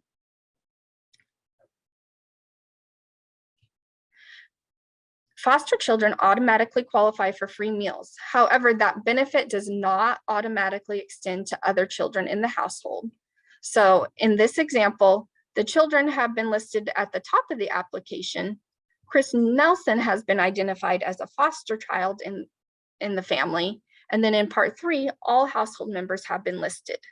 Gary and Denise Peters have reported their income, and Denise has signed the application and has reported the last 4 digits of her Social Security number.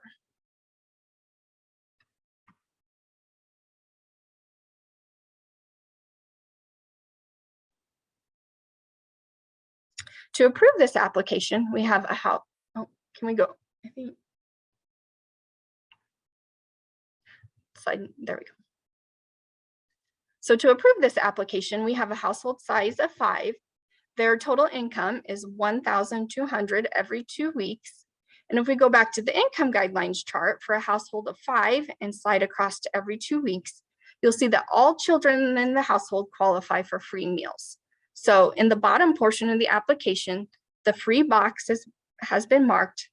The income and categorical eligibility boxes have also been marked, including the foster child box. The determining official at the school has also signed and dated this application. Finally, our last example here, example number 7, is an income application listing both foster and non-foster children. In this example, the children's names have been listed at the top of the application.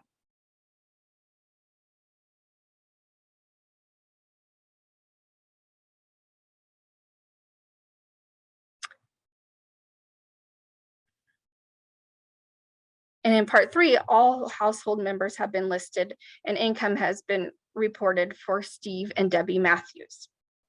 Kristen Thomas has been marked as the foster child, and Steve Matthews has signed the application and reported the last 4 digits of his Social Security number. So to approve this application, we have a household size of 6, and their total income is $4,200 per month. If we look at the income guideline chart for a household of 6, $4,200 per month exceeds the qualifying for free meals. But if you continue to slide across to the reduced price section, this household qualifies for reduced price meals. Kristen, the foster child, automatically qualifies for free meals. And then the 3 Matthews children qualify for reduced price meals. So if you look at the bottom part of the application, you can see how we reported this results. You can have more than one eligibility determination on a single application. The application was signed and dated by the determining official.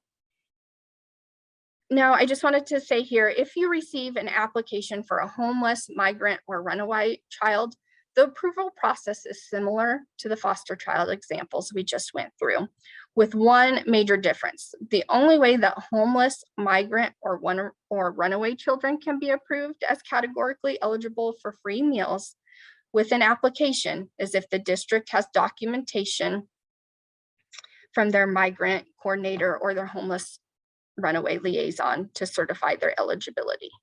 Remember that if there are other children in the household, those benefits do not automatically extend to them. They will be approved based on household size and income.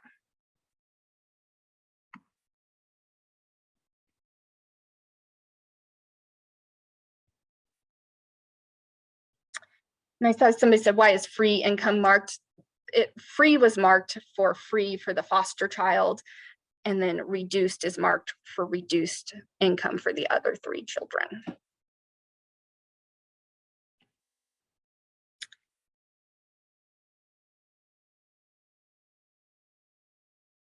If you need to notify families of a change to their benefits, you would use attachment D3, the notice of change of benefits. Reason benefits may change would be if a family provides new information or they're going to get an increase in benefits, or if there was an error in processing the application, or the DC error.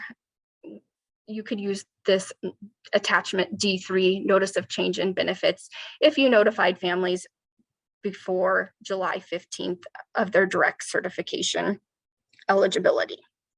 If benefits are to be reduced or terminated, the households must be given 10 calendar days written notice. If benefits are to be increased, the change will go into effect immediately. Remember, due to year-long duration of eligibility, households are not required to report changes in income, household size, or their participation in a program that impacts their child's eligibility status. A subsequent direct certification contact indicating that a child is no longer receiving benefits from assistance programs will not impact their eligibility status for the current school year.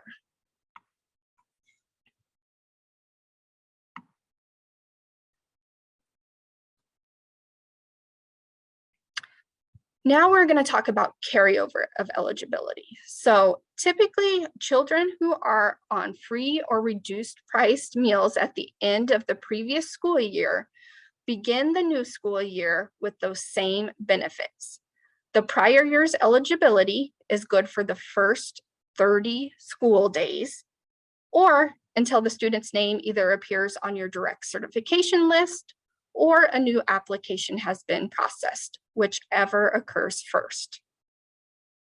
In the letter to households attachment B's, you can specify a shorter return date for those applications to ensure prompt return of them. However, any free or reduced price students must be given until the 30th school day to turn in a new application.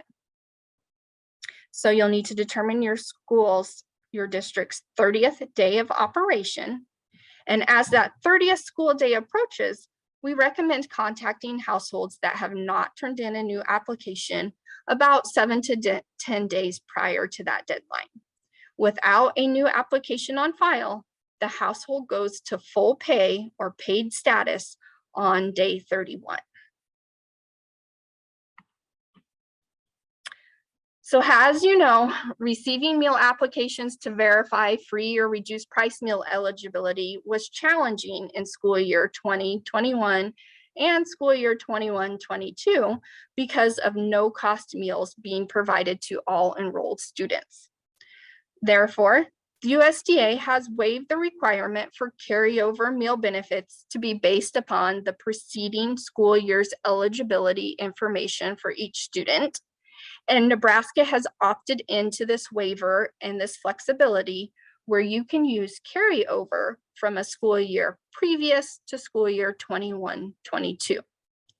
So for SFAs that participated in the seamless summer option in school year 21-22, where all students were receiving meals free of charge, individual student carryover benefits would be determined using the most recent data available, including you can go as far back as data from school year 19-20. So utilizing this flexibility may require a time investment to identify which students carryover applies based upon the most recent eligibility data on file. And we'll go through a couple examples here. So in the first example, the SFA has a meal application demonstrating the household's enrolled students qualified for reduced price meals in school year 19-20. The SFA has not received a new meal application since 19-20, and the student has not been directly certified for free or reduced price meals since school year 19-20. If you want to click Taylor, this means that the 30-day carryover for meal benefits from the most recent year in which a meal application or DC match was identified can be used for the first 30 operating days for school year 22-23. So the student would have a reduced price carryover from their application from school year 19-20.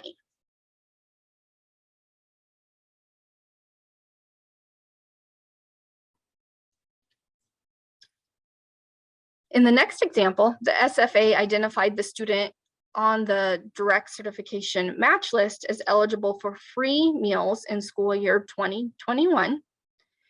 And then the SFA identified the student in the direct certification match list as eligible for reduced price meals in school year 21-22. So the answer here is that the 30-day carryover for reduced priced meals, they would have reduced price carryover from school year 21-22 from the direct certification match list. And you could use that for the first 30 operating days for school year 22-23.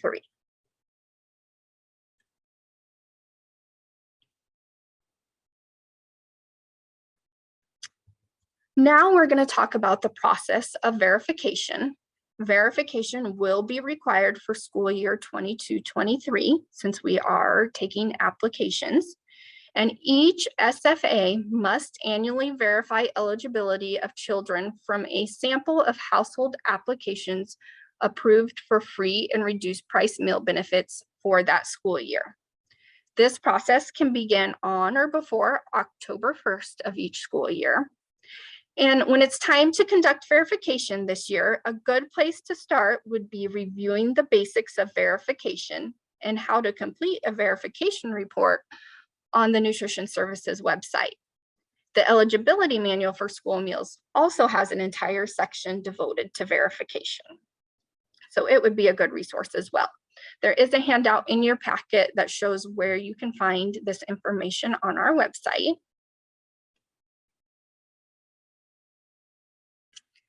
If your school reports less than a 20% or reported less than a 20% non-response rate for verification in school year 21-22, then your school is eligible to complete the alternate 1 verification method, where you randomly select 3% of applications from your verification pool to verify. If your school reported a 20% or more non-response rate for verification in the previous school year, then you would need to complete the steps for standard verification, where you select 3% of your applications from error-prone applications that are within the annual income reported within $100 per month of the applicable income eligibility guidelines. You will be notified by NDE which method to complete, along with emailed instructions around the beginning of October. Next slide, Taylor. I just want to go through a quick overview of the steps in the verification process so that when that email comes in October, you've heard about verification and it's on your radar as something that you need to do for this school year. So the first step in verification would be to identify the number of meal applications by gathering all meal applications that you have received between July 1st and October 1st of this school year. You'll then remove from that pool 2 kinds of applications.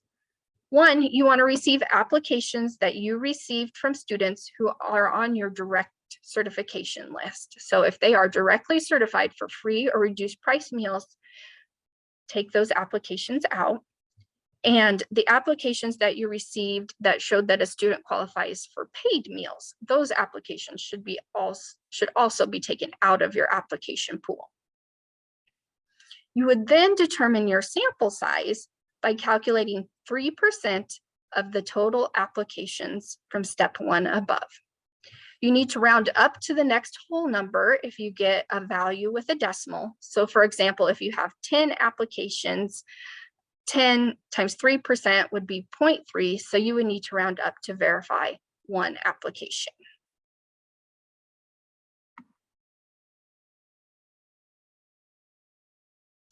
You would then complete the verification process by randomly selecting 3%, your 3% sample from all applications you've received as of October 1st.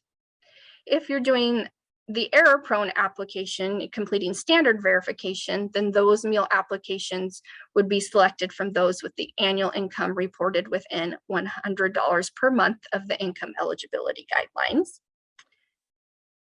Ensure that your school's confirming official has reviewed, signed, and dated all selected applications to certify that the meal benefits on each application was determined correctly to begin with.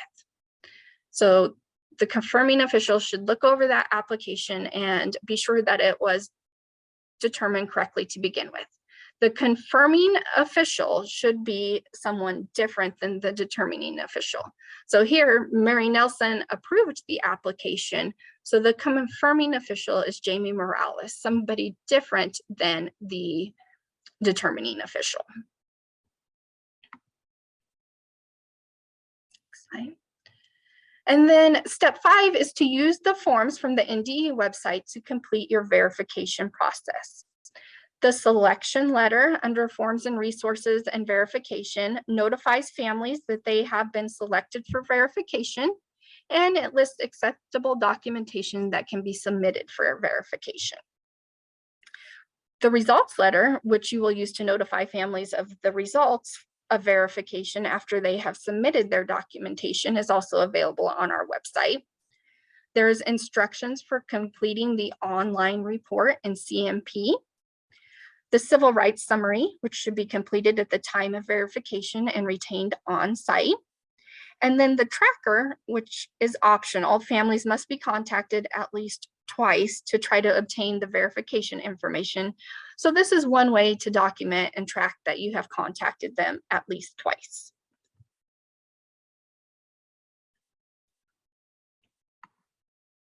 Finally, you should sign the verified application, the verifying official. This can be the same person as the determining official. So if you've verified that information, you would sign and date. Keep all verification information on file with the application. We will ask to see this during an administrative review. That's one portion of the administrative review process. And then complete your verification report in CMP by November 15th. There is a sample verification report from CMP in your handout packet, along with those selection letter, results letter, those other forms that I went through in step 5. Those are also all included in your handout packet. All right, everyone, we are going to resume just in the sake of time. I'm Lauren Christensen, and we're going to switch gears a little bit and now talk about the importance of counting and claiming meals. So I'm sure you are all aware or know that proper meal counting is really important. Your school is receiving those federal reimbursement dollars for meals that are served to eligible students that meet those program requirements. And the amount of reimbursement a school food authority would receive is going to be based around that student eligibility. So those eligibility categories, again, of free, reduced price, and paid.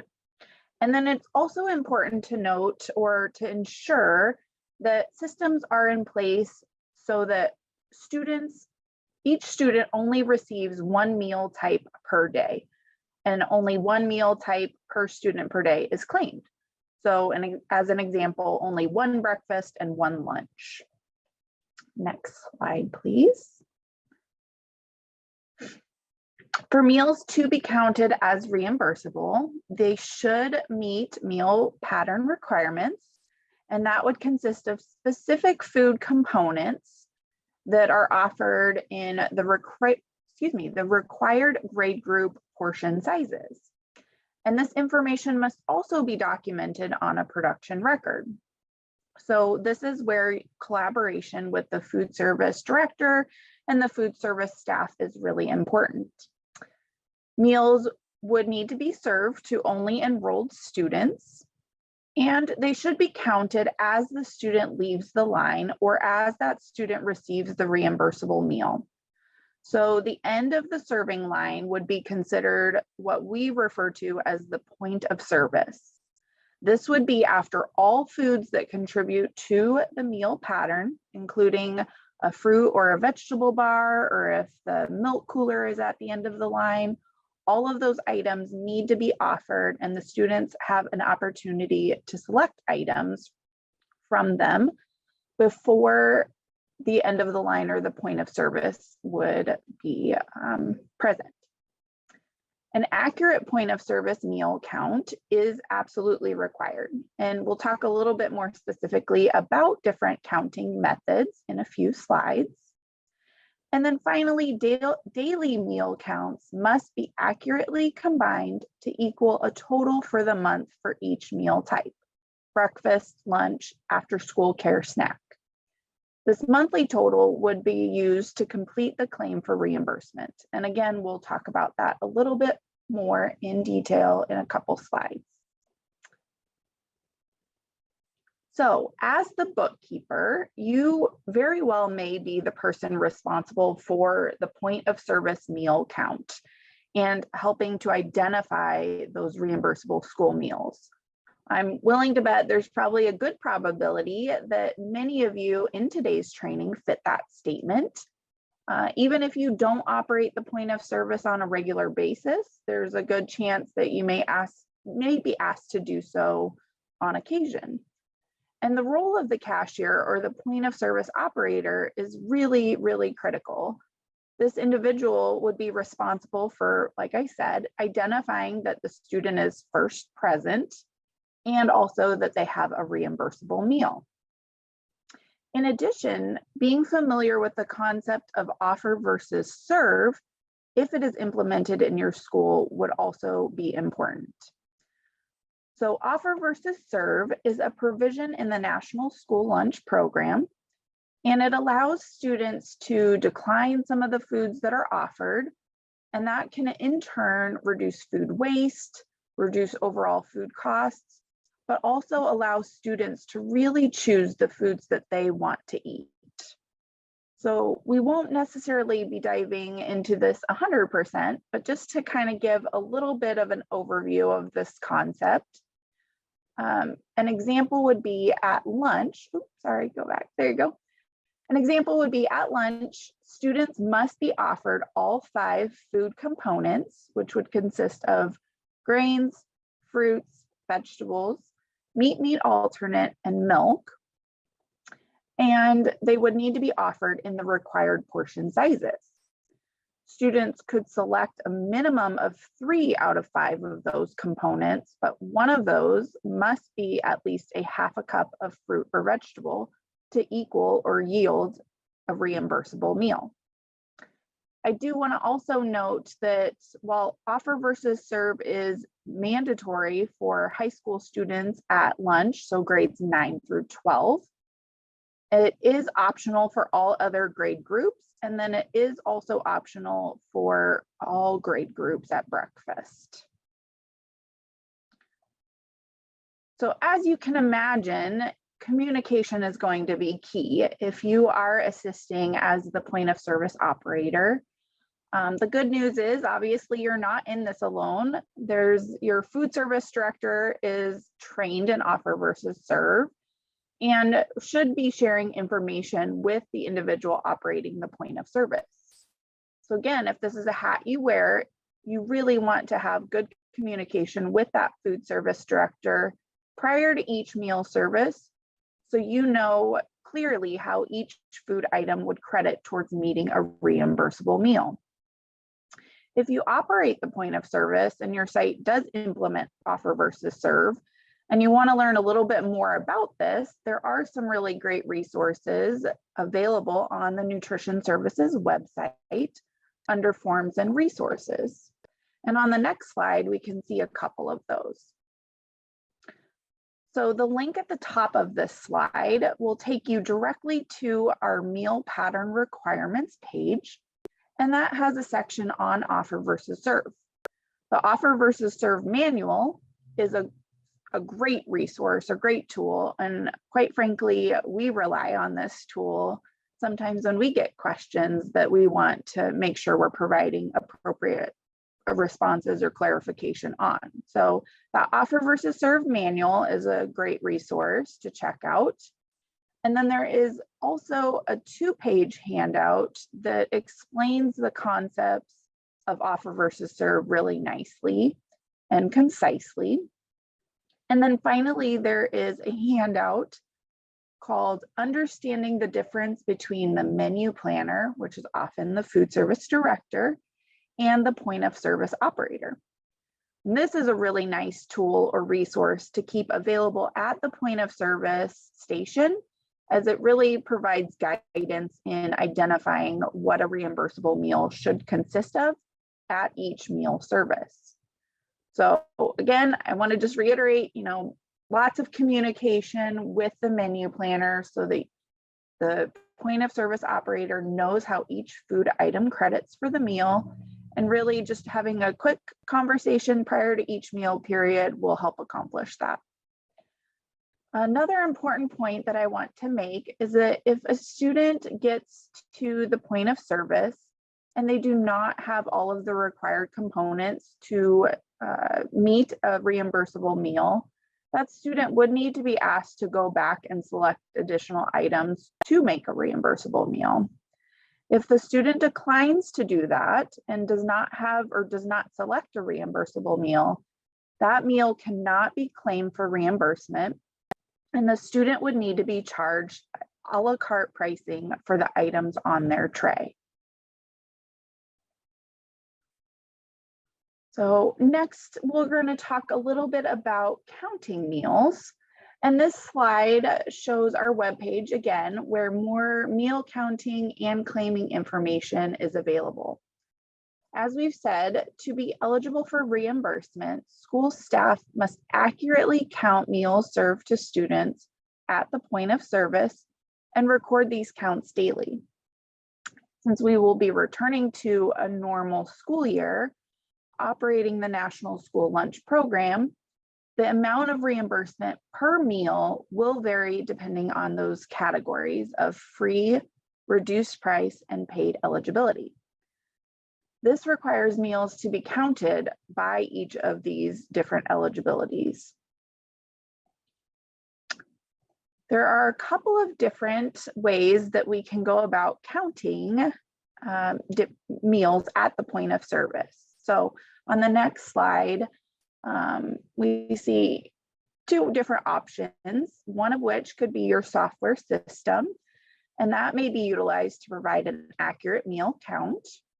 An example of a software system might include Power School or Power Lunch, Wordware, Infinite Campus, or Sycamore, and I'm sure there's others. And then if you do not operate or have a software system available or utilize that component of your software system, a roster checkoff would also be another option for counting meals at point of service. On the next slide, we see that after those daily meal counts have been documented, the numbers would then be entered into a monthly form. And you have a choice of using one of two different forms. So the edit check worksheet, otherwise known as attachment J, which is available on our website, or the daily meal count from your software program. So on this slide, again, we see that attachment J is available in either PDF printable format or as an Excel spreadsheet. And this form can be, excuse me, this form can be completed or should be completed for each day of operation for the month, with daily counts recorded by category. The total of free, reduced price, and paid meals for the month is then recorded in the corresponding total at the bottom of each column. The form can also be used for tracking adult meals, which, although they cannot be claimed for reimbursement, must be recorded. If your software system provides the daily count of meals by category and compiles that total for the month, you can just print out that report and that will work as another option. So as we take a little bit closer look at the bottom of that edit check worksheet or attachment J on the next slide, we see that there is a couple of different calculations that would be necessary. So this section should be completed prior to submitting information for the claim for reimbursement in the CMP system. Basically, this will serve as your double check of accuracy in those claiming numbers. If the school food authority is using a software system, it may have the capability of completing the edit check automatically, or if you are able to select that option in your system. Unfortunately, some software systems do not have this feature, and therefore the edit check would need to be completed manually in those instances. So at the information at the bottom of this edit check, we'll take a little bit of a closer look at it. Here we see that on letter A, that would be your number of serving days. So the number of days in the month that meals were served. Letter B is the SFA or School Food Authority enrollment. And this is the number of students that are enrolled in the school that have access to meal service. Letter C is the average daily attendance, and this must be calculated to determine the average number of students in school on any given day. So to do this, the total of daily attendance for the month would be divided by the number of days of operation in the month. Now, here we want to note that anytime you're calculating student numbers such as average daily attendance or average daily participation, you would want to ensure that you round up to the next whole number. So for example, if your calculation comes out to 102.25, we know we can't have a partial student, so you would round that up to 103. Letters D, E, and F are for recording the highest number of students eligible for free, reduced, and paid meals in the month, respectively. If a student changes categories during the course of a month, they should be counted in both categories. So for example, John Jones is eligible for reduced meals at the start of the month. The household submits a new income eligibility application later in the month, and the determination is made that John is now eligible for free meals. For that month, he would be counted in both the reduced and free counts. The following month, he would be counted just in the free count. Letter G is the attendance factor, and this is simply the average daily attendance divided by enrollment. So C divided by B. As we get to H through J, we have already determined the attendance factor in letter G and the highest number of students approved by eligibility in letters D through F. From this information, we have determined the attendance adjusted eligibility for each category. The form tells us that we're checking for a couple of different things. The first being that we're not exceeding the highest number of free, reduced, or paid eligible students on any given day of operation in the month. The second check is looking at the attendance adjusted eligible students by claiming category. And you would compare those to the daily meal counts. So if the number of meals claimed in the category exceeds the count for attendance adjusted eligible students for that day, that count must be circled or some way identified in some way. And rationale for this discrepancy must also be documented on the edit check worksheet or on the printout from the software company. One of the more common reasons why the attendance adjustable count may be exceeded on a particular day could be that students in a particular category that are in attendance chose to eat that day because it's a favorite meal, where on maybe other days they wouldn't participate in the school breakfast program or school lunch program. On the next slide, we can see an example of a completed daily meal count and edit worksheet. So notice here on August 20th, there are some small asterisks in both the paid and free meal counts. And that's because it exceeded the attendance adjusted eligible counts. Again, upon review of why these counts were higher, it was noted that it was because a popular or favorite entree item was served that day, and that was notated on the worksheet as well in red bold. So once you've completed the edit check worksheet for the month, you would then be ready to submit your claim for reimbursement for that month. And many of you are probably familiar with this process. However, we did want to briefly review this since we're transitioning back to those free, reduced price and paid meals. And since we also may have a couple new bookkeepers on the training session. So to submit the claim for reimbursement, you would enter into the CNP system and then click on the Claims tab in the top blue ribbon. And then you would select the Claim-SNP link. You would then proceed to the month for which you would like to submit that claim. Further guidance is available on the claim for reimbursements. There's a guide provided, a separate handout link, or a link was available for this claim guide. And you'll find step-by-step instructions along with screenshots that will help you while submitting a monthly claim for reimbursement. Of course, you may also contact any of the program specialists within NDE Nutrition Services, as we're happy to provide additional assistance. And finally, just some important reminders that do pertain to submitting claims under any program.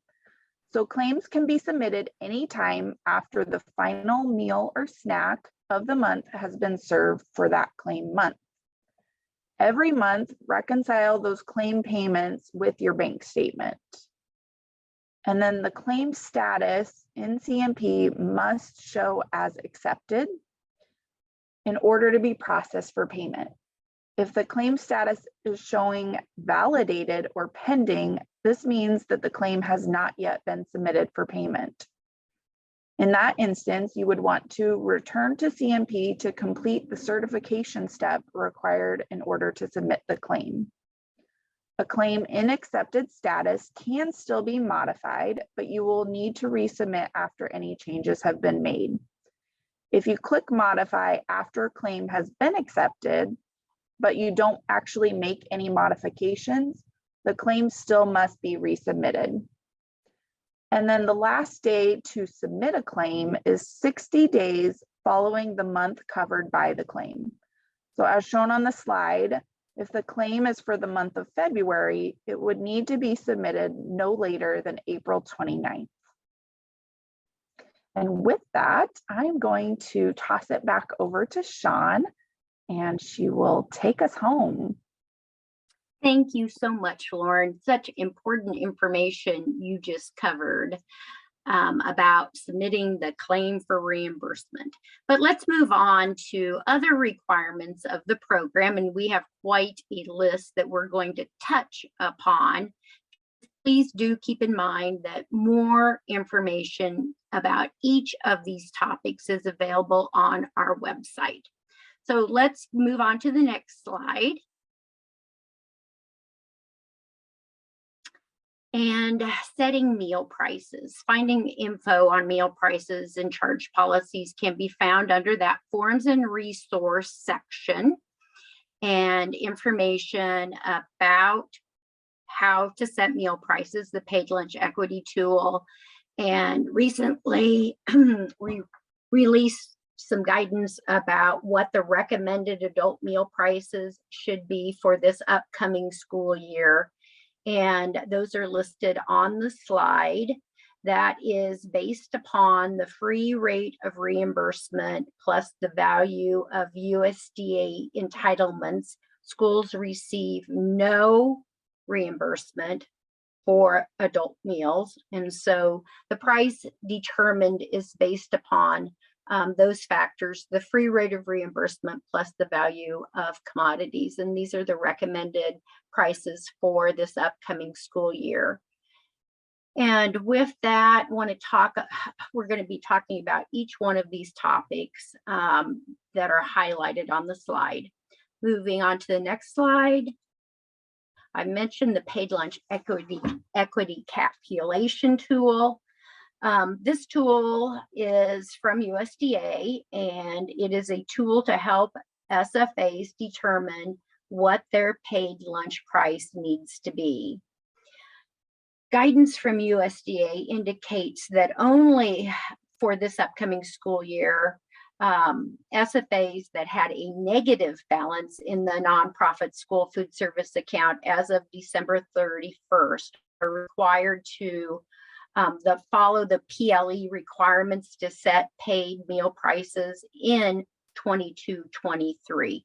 Most schools had a positive balance in their school meals account because of the no-cost meals and the higher rate of reimbursement, but we do have a few that had a negative balance, and those schools are required to increase their paid lunch price. But with that being said, Nebraska has requested a waiver that makes all SFAs in the state exempt from PLE requirements. But it is a good idea now to look at your paid meal prices, which we're in August. Those prices have already probably been established. Let's move to the next slide.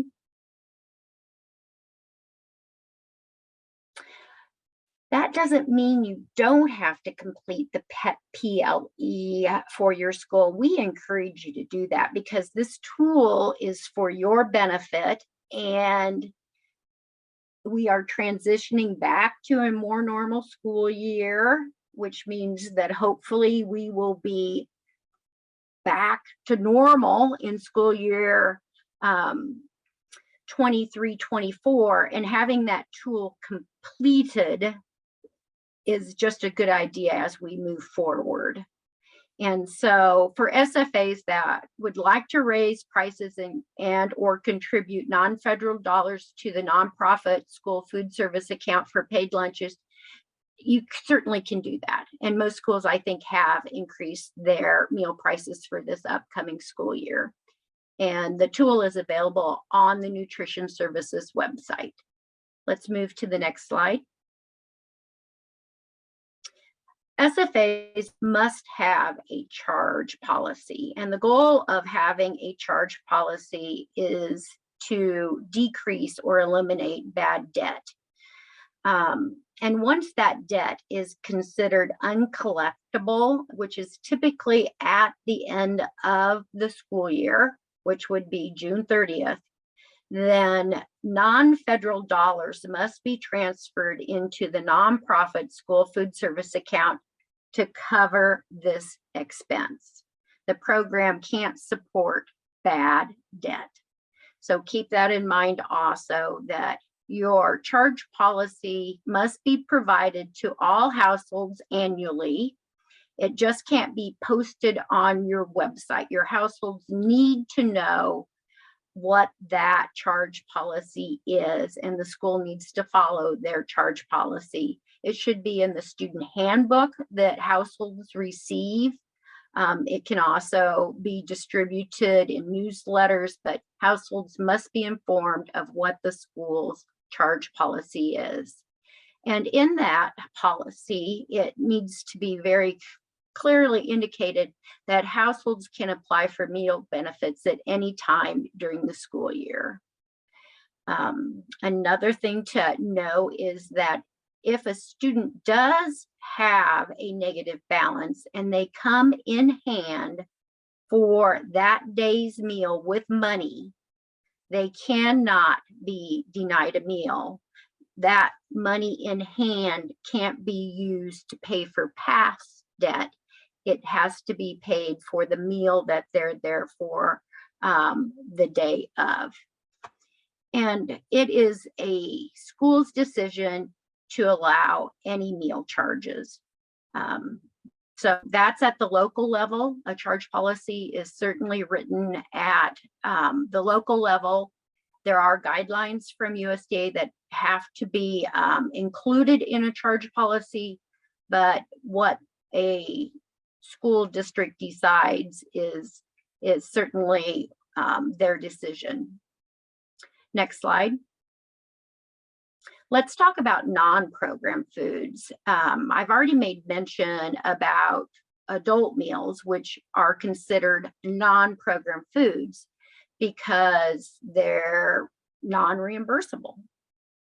But those other non-program foods would be those items that are sold a la carte, which could include food or beverage purchases, and those are purchased using funds from the nonprofit school food service account. So second entrees, milk, snacks, adult meals. The price for those items must be set high enough to recover all food costs. And once again, you cannot lose money on non-program foods. And you're required to keep some calculations on file because these will be requested at administrative review to demonstrate that you are recovering all of your food costs for any of those items listed on bullet number 2. Next slide. On-site reviews are another requirement of the program. If an SFA has more than one feeding site, they are required to conduct on-site reviews 1 time per year for each feeding site. The requirement is for an on-site review for lunch, for each lunch, for one lunch that is offered at each feeding site, and then for half of the breakfast sites. So on-site reviews are required for both breakfast and for lunch. Must be completed by February 1st of 23. That is the deadline, but can conduct any of these on-site reviews prior to February 1st.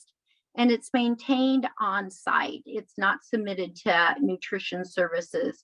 We do look at these during an administrative review to make sure that they have been conducted, but they are not sent into our office.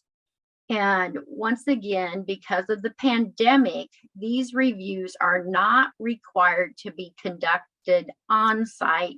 They can be conducted off site. That is certainly at the discretion of each SFA if they are done off-site or on-site. Lots of the information in on-site review does revolve around observation of meal services. And who can complete these reviews? They should be completed by the authorized representative or the bookkeeper, someone that is not directly involved necessarily with the daily operations of the program. It's somebody coming in and observing, and the purpose is to make sure that you are in compliance with your agreement with our agency, that the POS is where it needs to be, you're getting an accurate count, all food components are being offered. So that's the purpose. So next slide. Professional standards are required for all food service employees. All food service employees are required to have annual training hours. The certificate that's at the front of your handout packet is a certificate for professional standards training hours. And in your handout packet, we have included information about training hours and the requirements specific to each type of employee. Food service directors are required to have 12 hours of continuing education annually. And employees that work over 20 hours per week are required to have 6. Employees that work less than 20 hours per week are required to have 4. As bookkeepers, you do not have professional training hour requirements, but you do need to be trained in the operation of the program. And it is so wonderful that you are attending today because this is very beneficial training for you. There's also hiring standards that are in play with the School Meals Program. And these are hiring standards that are required for all new food service directors. And these standards include requirements for education and experience. And in your handout packet, we have included that information. So anyone that is hired as a new food service director needs to meet these requirements. And these are checked when we also our one-on-one when we contact your new food service director to answer any questions they may have. We will ask them about their education and experience requirements. If you have any questions in relation to that, you need to reach out to a program specialist, and we can certainly answer any questions you may have. So let's move on to the next slide. Civil rights. The "And Justice for All" poster must be visible in the service or dining area. The poster looks like what is on the slide. If you have an older poster that looks different from this, you can request a new poster from Nutrition Services, and that is on our website. Request information, it's available to you to request new posters. All staff that are involved in the School Meals Program must receive annual civil rights training, and that training must be documented. And on the slide that we could see under Forms and Resources, Civil Rights, we have links to training opportunities. The training from the Institute of Child Nutrition, ICN, is an excellent training. It's about an hour in length. It also counts towards professional training standards for food service employees. And so annually, all employees that are involved in the School Meals Program must have civil rights training. Let's move to the next slide. The non-discrimination statement from USDA must be included in all program information. The Civil Rights Non-Discrimination Statement was revised from USDA and now contains 5 additional words. And so you need to make sure that you have the most current non-discrimination statement on all program material that addresses the School Meals Program. So in student handbooks, at the end of the section that addresses lunch programs, any communication that you relay to your households needs to have, concerning the meal program, needs to have this specific non-discrimination statement included. Next slide. Procurement. You are receiving federal dollars, and because you are receiving federal dollars for the School Meals Program, you must comply with all USDA procurement regulations. And with that, we conduct a procurement review to ensure compliance with those regulations. What must be included in your procurement plan, your process, includes the code of conduct, a specific procurement plan that is utilized by your school or institution. We look at purchasing documentation, which must be kept on file, which would certainly include, any bids that you receive from vendors, your vendor paid list, the amount you pay for each vendor. And then of course we look for compliance with Buy American provision. And so each one of these forms is included in your handout packet. We provide you templates for your code of conduct and a template for your procurement plan. There's specific information about the Buy American provision also included. Next slide. I want to talk a little bit about some additional funding schools received last year in the form of supply chain assistant funding. This funding was distributed from USDA in school year 21-22 to address those issues schools were having with receiving food, and it was funding to help with the rising costs of food items. And this funding was earmarked for SFAs. It was an application process where schools could opt into this funding. It was a very easy process, and it is to be used for unprocessed or minimally processed food items. So an example of those would be milk, fresh fruits and vegetables, canned fruits and vegetables, meat items that are unprocessed. So it's pretty wide open what those funds can be used for. And SFAs must just retain receipts and invoices for review and audit purposes. So just like you normally do, that, demonstrate that you are purchasing those items. You must adhere to the Buy American provision in purchasing those items. And not all of the money was utilized by SFAs last year, so there will be a reallocation of unclaimed funds in school year 22 and 23. Plus, let's move to the next slide.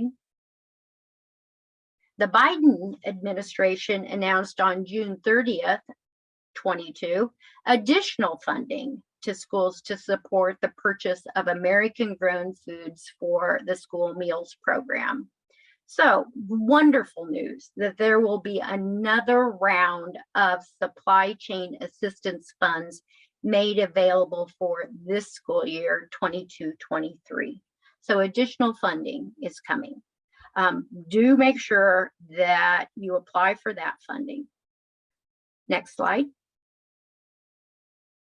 Want to hit on contracts and meal service agreements. These are annual agreements for meals and or services between two SFAs or between an SFA and a commercial vendor.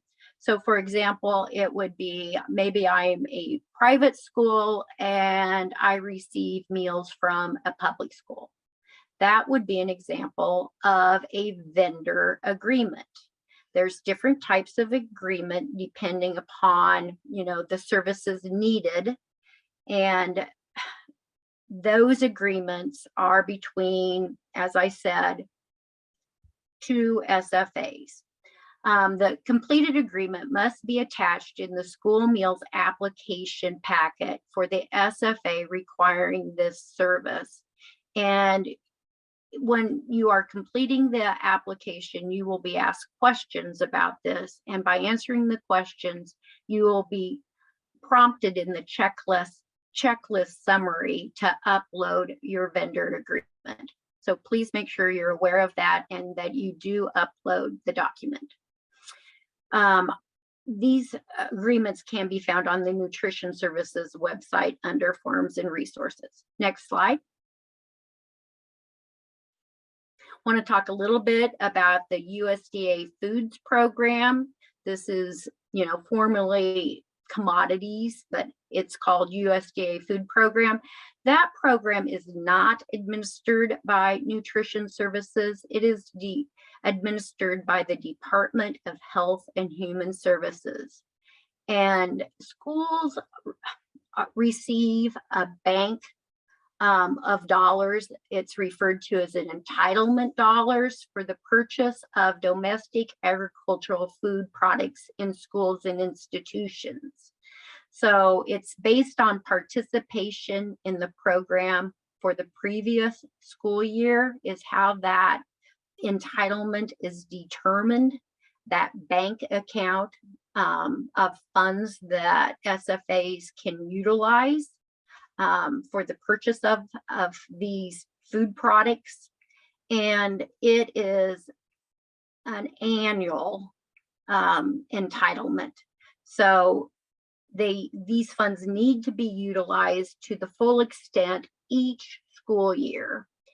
And who you can find out more information about the USDA Food Program, the coordinator is Chad Moore, and we have included his contact information as well as Brian Gerkensmeyer, the staff assistant. There are two individuals in that office. If you need additional information, we encourage you to reach out to Chad or Brian if you have any questions. Their information is also included on our contact information that is in your handout packet. Next slide. So record retention, this is a question that is often asked. How long do we have to keep all these records? Well, school meals records must be retained for 3 years plus the current year. So the current year is school year 22-23. And so if we count back 3 previous years, the years that are indicated on the slide would be the years that must be retained. Anything older than that, unless your school is having some other form of audit, can be shredded and discarded. If you are using a software provider that does not back up your information, you must have a process in place of backing up that information. And that would include meal counts, student eligibility. There must be a backup system. And we have heard that some software systems do not have a backup system. So the SFA must take it upon themselves to back up that information. So records older than 1920 can be discarded unless you have a longer retention policy. And these are the property of the SFA, and that would include food service records also, all food service records that pertain to the reimbursable meal. So production records, recipes, things like that. They are the property of the SFA and must be readily retrievable. So they need to be stored at school in some location where they can be retrieved upon request. Next slide. We've come to the time in the presentation where we have just a few minutes left to answer any questions. I think we've done a great job of addressing your questions in the chat, but please feel free to unmute yourself and ask any questions that we didn't address or that you have now.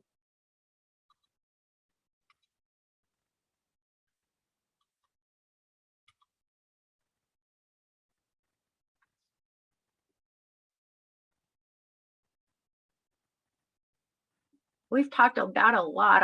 I'm so glad that we're not seeing a lot of questions in the chat now, or people aren't unmuting. It tells us maybe we presented everything very clearly. And if not, you have our contact information.